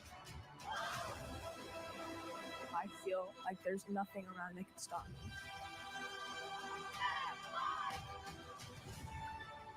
your being. It's who you are. We need to do something to make a change.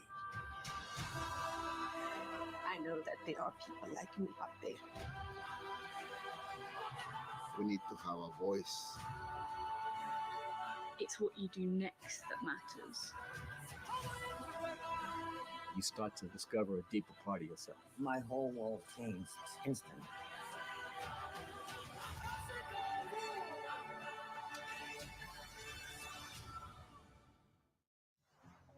You can't have the United States without the histories of all of the Latino communities.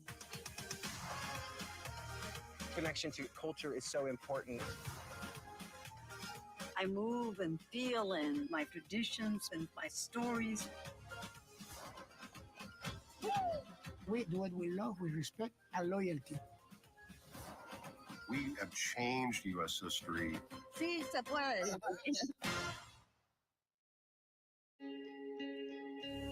We cover all the angles. We report the facts. We find clarity. PBS is here, delivering the credible, reliable, thoughtful election coverage you need to make informed decisions. PBS, your trusted election source.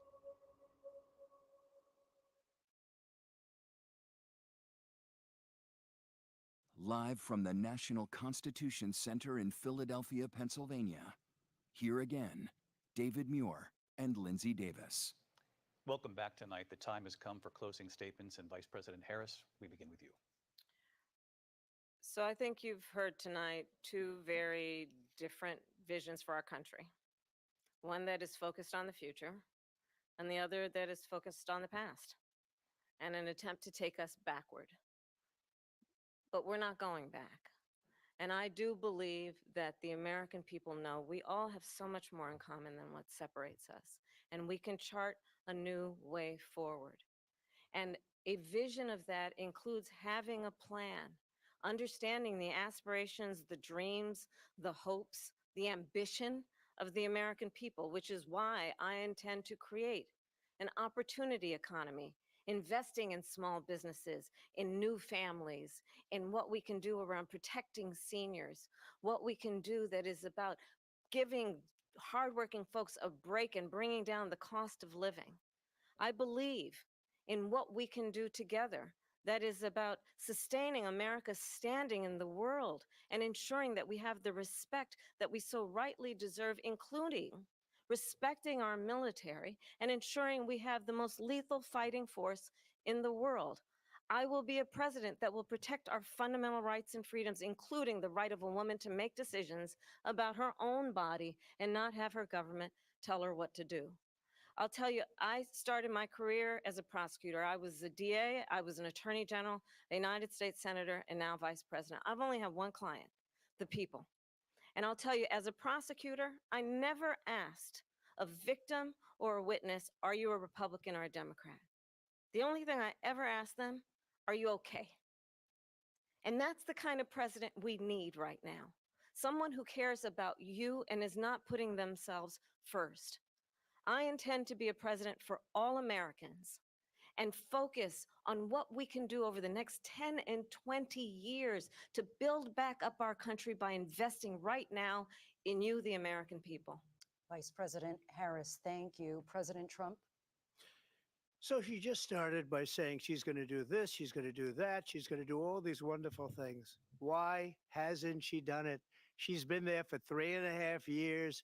They've had 3.5 years to fix the border. They've had 3.5 years to create jobs and all the things we talked about. Why hasn't she done it? She should leave right now, go down to that beautiful White House, go to the Capitol, get everyone together and do the things you want to do, but you haven't done it and you won't do it because you believe in things that the American people don't believe in. You believe in things like we're not going to frack, we're not going to take fossil fuel, we're not going to do things that are going to make this country strong, whether you like it or not. Germany tried that, and within 1 year, they were back to building normal energy plants. We're not ready for it. We can't sacrifice our country for the sake of bad vision. But I just ask one simple question. Why didn't she do it? We're a failing nation. We're a nation that's in serious decline. We're being laughed at all over the world. All over the world, they're laughed. I know the leaders very well. They're coming to see me. They call me. We're laughed at all over the world. They don't understand what happened to us as a nation. We're not a leader. We don't have any idea what's going on. We have wars going on in the Middle East. We have wars going on with Russia and Ukraine. We're going to end up in a third world war, and it'll be a war like no other because of nuclear weapons, the power of weaponry. I rebuilt our entire military. She gave a lot of it away to the Taliban. She gave it to Afghanistan. What these people have done to our country, and maybe toughest of all, is allowing millions of people to come into our country. Many of them are criminals, and they're destroying our country. The worst president, the worst vice president in the history of our country. President Trump, thank you. And that is our ABC News presidential debate from here in Philadelphia at the National Constitution Center.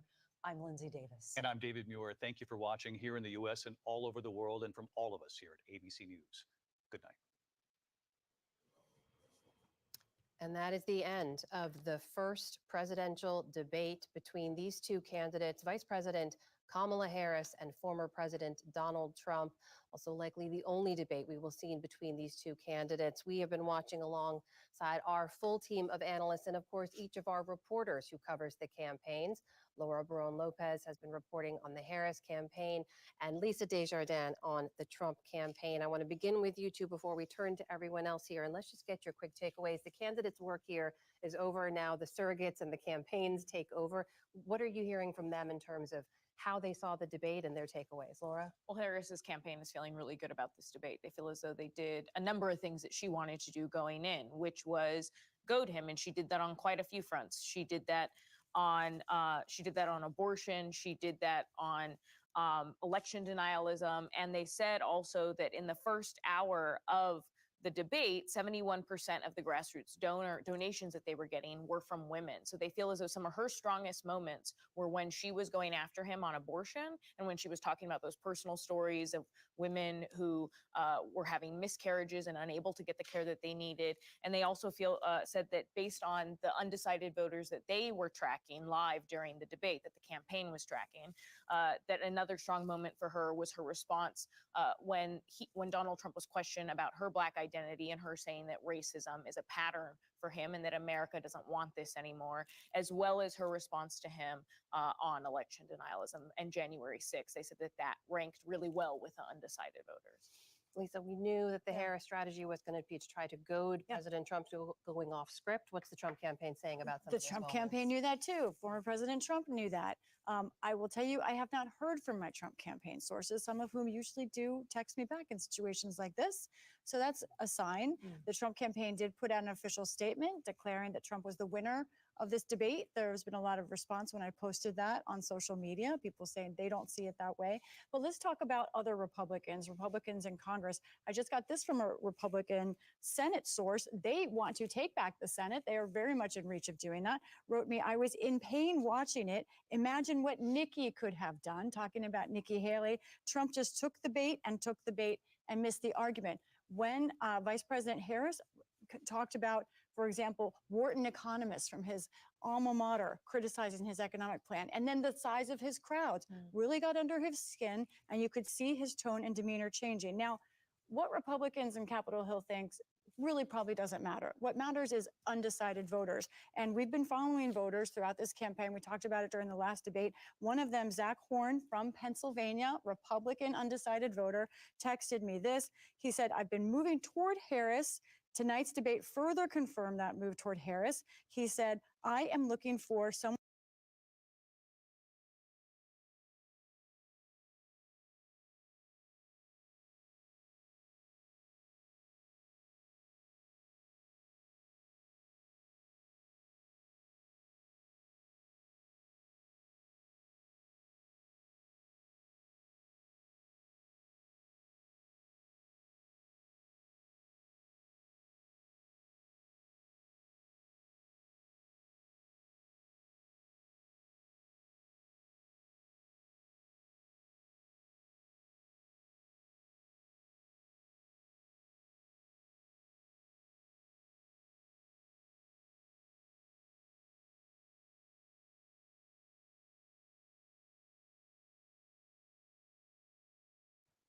Mr. Trump, you said something incredibly controversial and terrible. Let me remind you of what it was. Do you have any regrets or thoughts on how terrible you were? Trump answers. Vice President Harris, how bad is Trump? And then she'd answer. It happened over and over again. That was the format. Mr. Trump, you're a piece of shit. Kamala Harris, isn't he a shit? Thank you. It was incredible. And then anything Trump said, fact check, fact check, fact check. And their fact checks were full of shit. I'm swearing even more than normal right now because I'm mad. I'm angry. I'm angry at them, at ABC, at my industry that I want nothing to do with. And I've never been happier to be outside and be able to say how I truly feel. And yes, even with some colorful words, because that's what the situation calls for. They're trying to steal this election. They're openly working to sink him.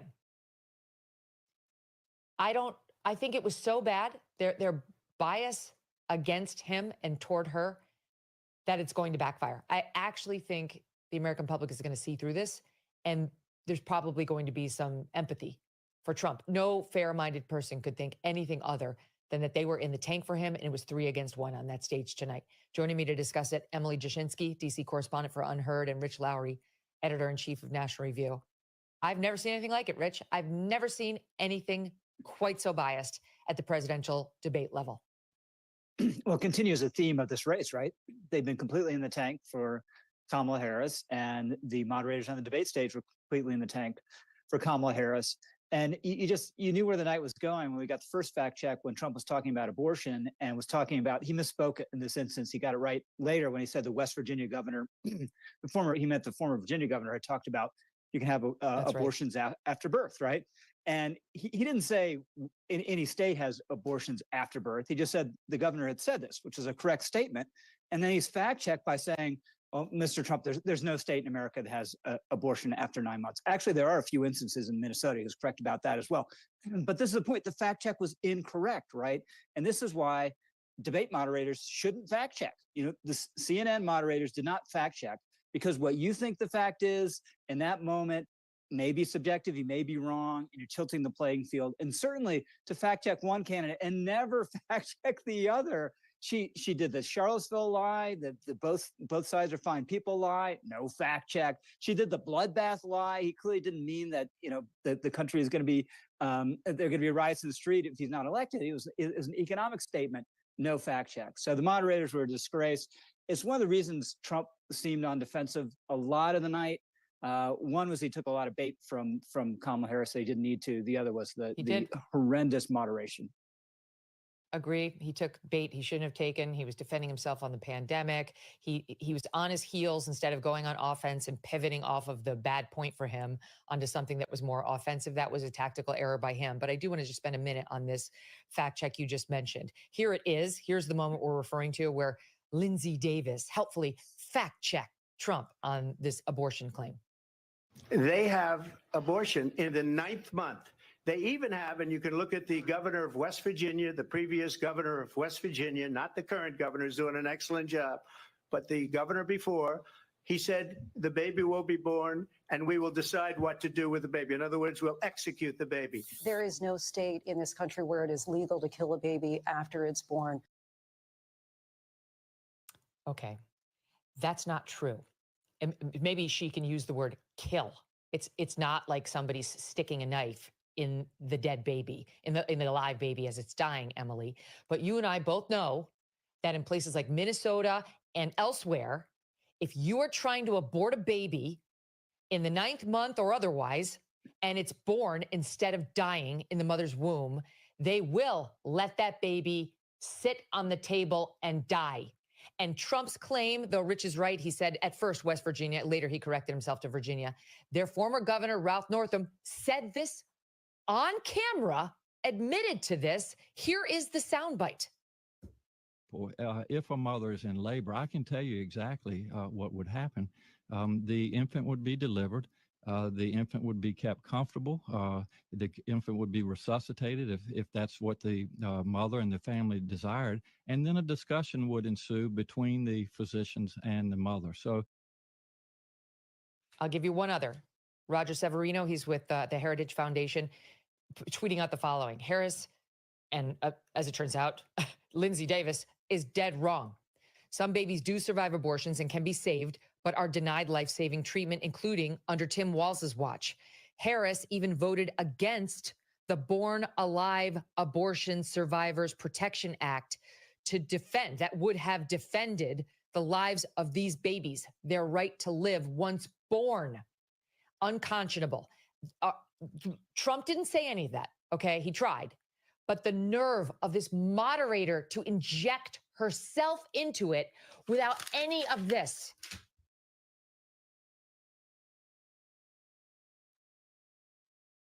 Here's for you, what Emily. here's what I find especially infuriating about that. She editorialized with all of the sanctimony in the world to say that word, to focus in on that word, quote, execute. I don't know if she knows any of the context that you just provided, which is all completely accurate and known to people who follow the news closely, unless you're in a total bubble and aren't doing your job, which is obviously the case here. But she chose to editorialize and say, it's not true. You can't execute. You can't kill babies. I mean, actually, it depends on whether or not you consider having a baby who could be cared for, born alive, and then left without care. If you don't consider that an execution, okay. But she is injecting here to quibble editorially, and she doesn't have a leg to stand on this particular issue. There are obvious moments where Kamala Harris could have been fact-checked just as any candidate could. I don't object to them fact-checking Donald Trump. I object to them fact-checking, as Rich said, period. We didn't, after that CNN debate about Biden, talk about the moderators for a lot of reasons, namely because of Biden, but we also really saw them sink into the background of that debate. It was the opposite in this case. They were constantly injecting themselves, constant fact checks. Didn't get a fact check on IVF, Project 2025, as Abigail Schreier pointed out. Nothing on Charlottesville, even when Snopes had fact-checked what Joe Biden was saying about Charlottesville that Kamala Harris repeated. Nothing on abortion, nothing on that bloodbath comment. They just let it all go and just went straight for Trump. It was all him, none her, nothing, not one fact check on Kamala Harris. But Emily, what you point out gets to the insanity of it. If she was going to be strictly accurate in her fact check, she would have said, well, it's not technically an execution because you're not affirmatively killing the child. Instead, after the child's born, you're just giving the child comfort care and not the medical care that might be necessary to save him or her. That's an opinion, right? That's a debate answer. But instead they do it under the guise of a fact check, which gives it this authority it doesn't deserve that they're using that by the grace of them sitting there as moderators. It's a total abuse of their role. Mm-hmm. Yeah, and the same thing on Trump's attempt to claim that when he said on a podcast that he lost the 2020 election by a whisker, I said this on my show today, you guys. I said, if I were asking the questions tonight, I would ask him about that. And about the fact that he said on a podcast last week, he lost by a whisker. And you should bring that up. And that's fine to bring that up, which they did. And I was actually surprised by Trump's answer. I was being sarcastic. And I'm going to be honest, I don't know that he was being sarcastic in that answer either. I didn't detect the sarcasm myself. That's not appropriate as a fact check. David Muir, here's the moment. Mr. President, for 3.5 years after you lost the 2020 election, you repeatedly falsely claimed that you won, many times saying you won in a landslide. In the past couple of weeks leading up to this debate, you have said, quote, you lost by a whisker, that you, quote, didn't quite make it, that you came up a little bit short. I said that? Are you now acknowledging that you lost in 2020? No, I don't acknowledge that at all. But I you said did that say sarcastically. But You know those- that. It was said, oh, we lost by a whisker. That was said sarcastically. Look, there's so much proof. All you have to do is look at it. All right, we'll recut that with the actual response from David Muir, which was, I didn't detect any sarcasm. That's opinion. That's opinion, Emily. And it is not up to the debate moderator to be saying, I don't quite believe you. That's what he's saying. I didn't believe your answer. Who gives a flying fig what David Muir thinks of Trump's answer? And that's why these moderators getting it. This is a woman who just came off of a convention where they were in a city where 109 people got shot a couple weekends before they were there. They decimated all communities. They want to bring up race, and they've completely just set the African Americans in our nation back a decade with their policies and with inflation and with all of these other things that they've been pushing on our kids and our children. And I feel like we didn't even get into any of that. Like that was not even talked about. The spiritual nature of our nation. I mean, even when President Trump asked her, would you abort a baby at 7, 8, 9 months? Ask her the question. They refused to ask her the question. And so it just, it was sad to watch and to think that so many Americans got manipulated tonight. Yeah, they didn't ask a single question about the economy, about inflation, about the out of control debt, about grocery store prices, about home prices, about the capacity for people to live and eat and work, about the number of people that have multiple jobs, about the destruction of the American labor force and workforce and foreign jobs going to criminal aliens. They didn't ask anything about that. This is the stuff that people care about, Jack. But instead they're like, here's the race question. I've been waiting to ask the race question. Dude, the race question is the economy. And that's all that every poll shows, is all that people care about is the economy and how in shambles things have become. And that actually applies to all of us, right? So there's your race question. Yet every single thing was primrose for Kamala Harris. Even the border questions, the Afghanistan questions were framed as like Trump's the bad guy. It was evil, man. Yeah. It was evil. There was bad energy. It was completely demonic. And you look back at listen, I'm a realist. Trump didn't lose. Kamala didn't lose. Yeah. America lost tonight. America lost tonight because we had to sit there and listen to something that was just so out in left field, so unrealistic. To think about the things that they were saying. I mean, that is the first time troops aren't at war. She's trying to take credit, and we're on the brink of World War III. It's unbelievable. And so she never called out for the proxy wars that they're basically paying for in the government. I mean, we have more proxy wars going on right now than any time in our history. It's unbelievable. And so none of these things came out.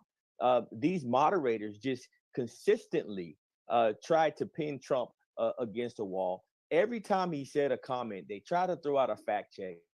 Never do it with her. And the fact that we have the highest inflation that we've had, I know, in my lifetime, and she doesn't have to ask any tough question about that. She can sit here and say and pretend like she hasn't been in the White House for 3 years and 8 months. I mean, it's absolutely ridiculous, Benny.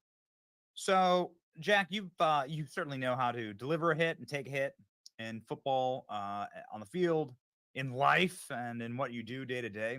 You work with President Trump. You obviously know this man very, very closely. Where does the campaign go, and how do we get victory in November? Because I do believe that we are facing very dire times right now. We do need a fighter. We need that fighter, Trump. Right. We're at a tipping point, Benny, right now. This is a tipping point in the history of our nation. And I'll tell you what, at that tipping point, you have two sides. And you have one side is this going to be about the campaign, or do we have a side that's going to be about saving our nation? This is not about the campaign anymore. This is about American patriots, people that love this country, people that understand spirituality and really want to have one nation under God. This is the time for all of those people to stand up and rise, because we see that the enemy is reared its evil and ugly head. And we're taking on forces that are so deep and so demonic that we can't be surface anymore.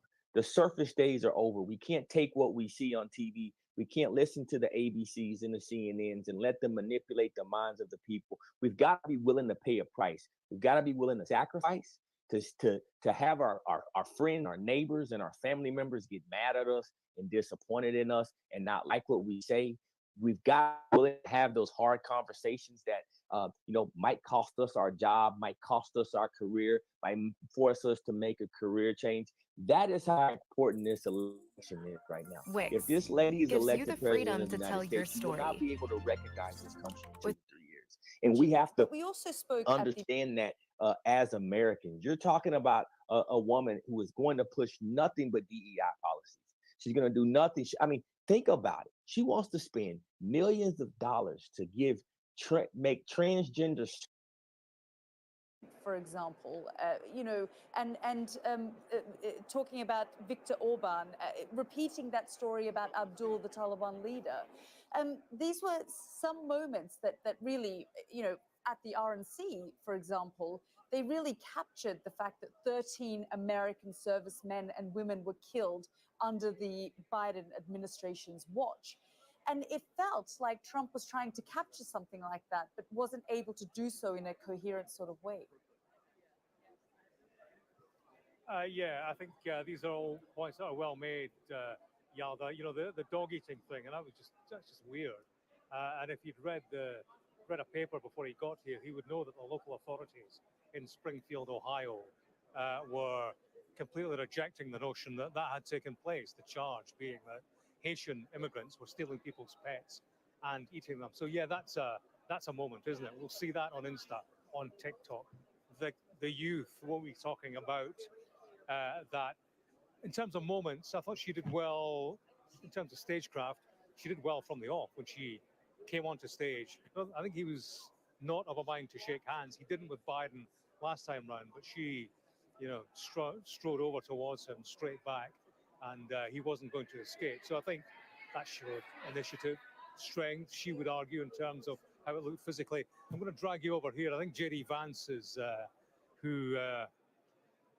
is Trump's running mate is in there somewhere. Let's just try and reach in to hear what he has to say.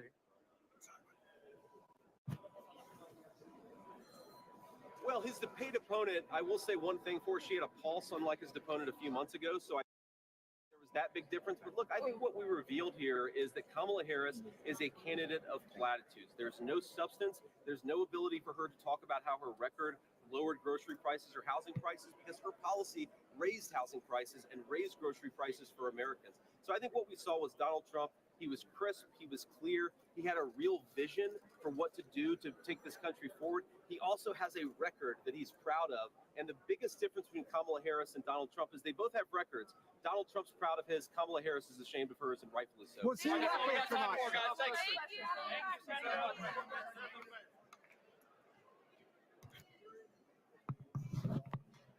Well, there you go. J.D. Vance, Trump's running mate, talking about his clarity. But we were talking earlier, and Yalda, you made the point about abortion. Has much traction in this election campaign. I think I mentioned earlier that the Democrats say, in terms of their fundraising tonight, as people were watching the debate, 71% of donor funds, small donor funds that they got came from women, which may be a measure of the response to, like I say, Harris on stage, female candidate, but also that and the business of the abortion argument. And I think the way she crafted it was skillful. Democrats will see it that way because while Donald Trump spoke about the politics of it all, Supreme Court cases, which, would be unfamiliar to the audience at large, what Harris did was to bring it down to real world examples, stories of people giving birth in car parks, the suffering or the downgrading of female healthcare in this country. So I think that was skillful in terms of the politics and the real world examples of it all. And that would register with viewers in a way that perhaps talk of politics and the corridors of power do not. So that's where we are. Like I say, just take a look at that scene. You can see that various governors, senators, House representatives are giving their particular view. On that point about, we heard Vivek Ramaswamy, Trump ally, didn't we, talking about abortion. He didn't explain why Trump couldn't answer that question. Would you veto an abortion ban? Ramaswamy didn't want to address that in the same way that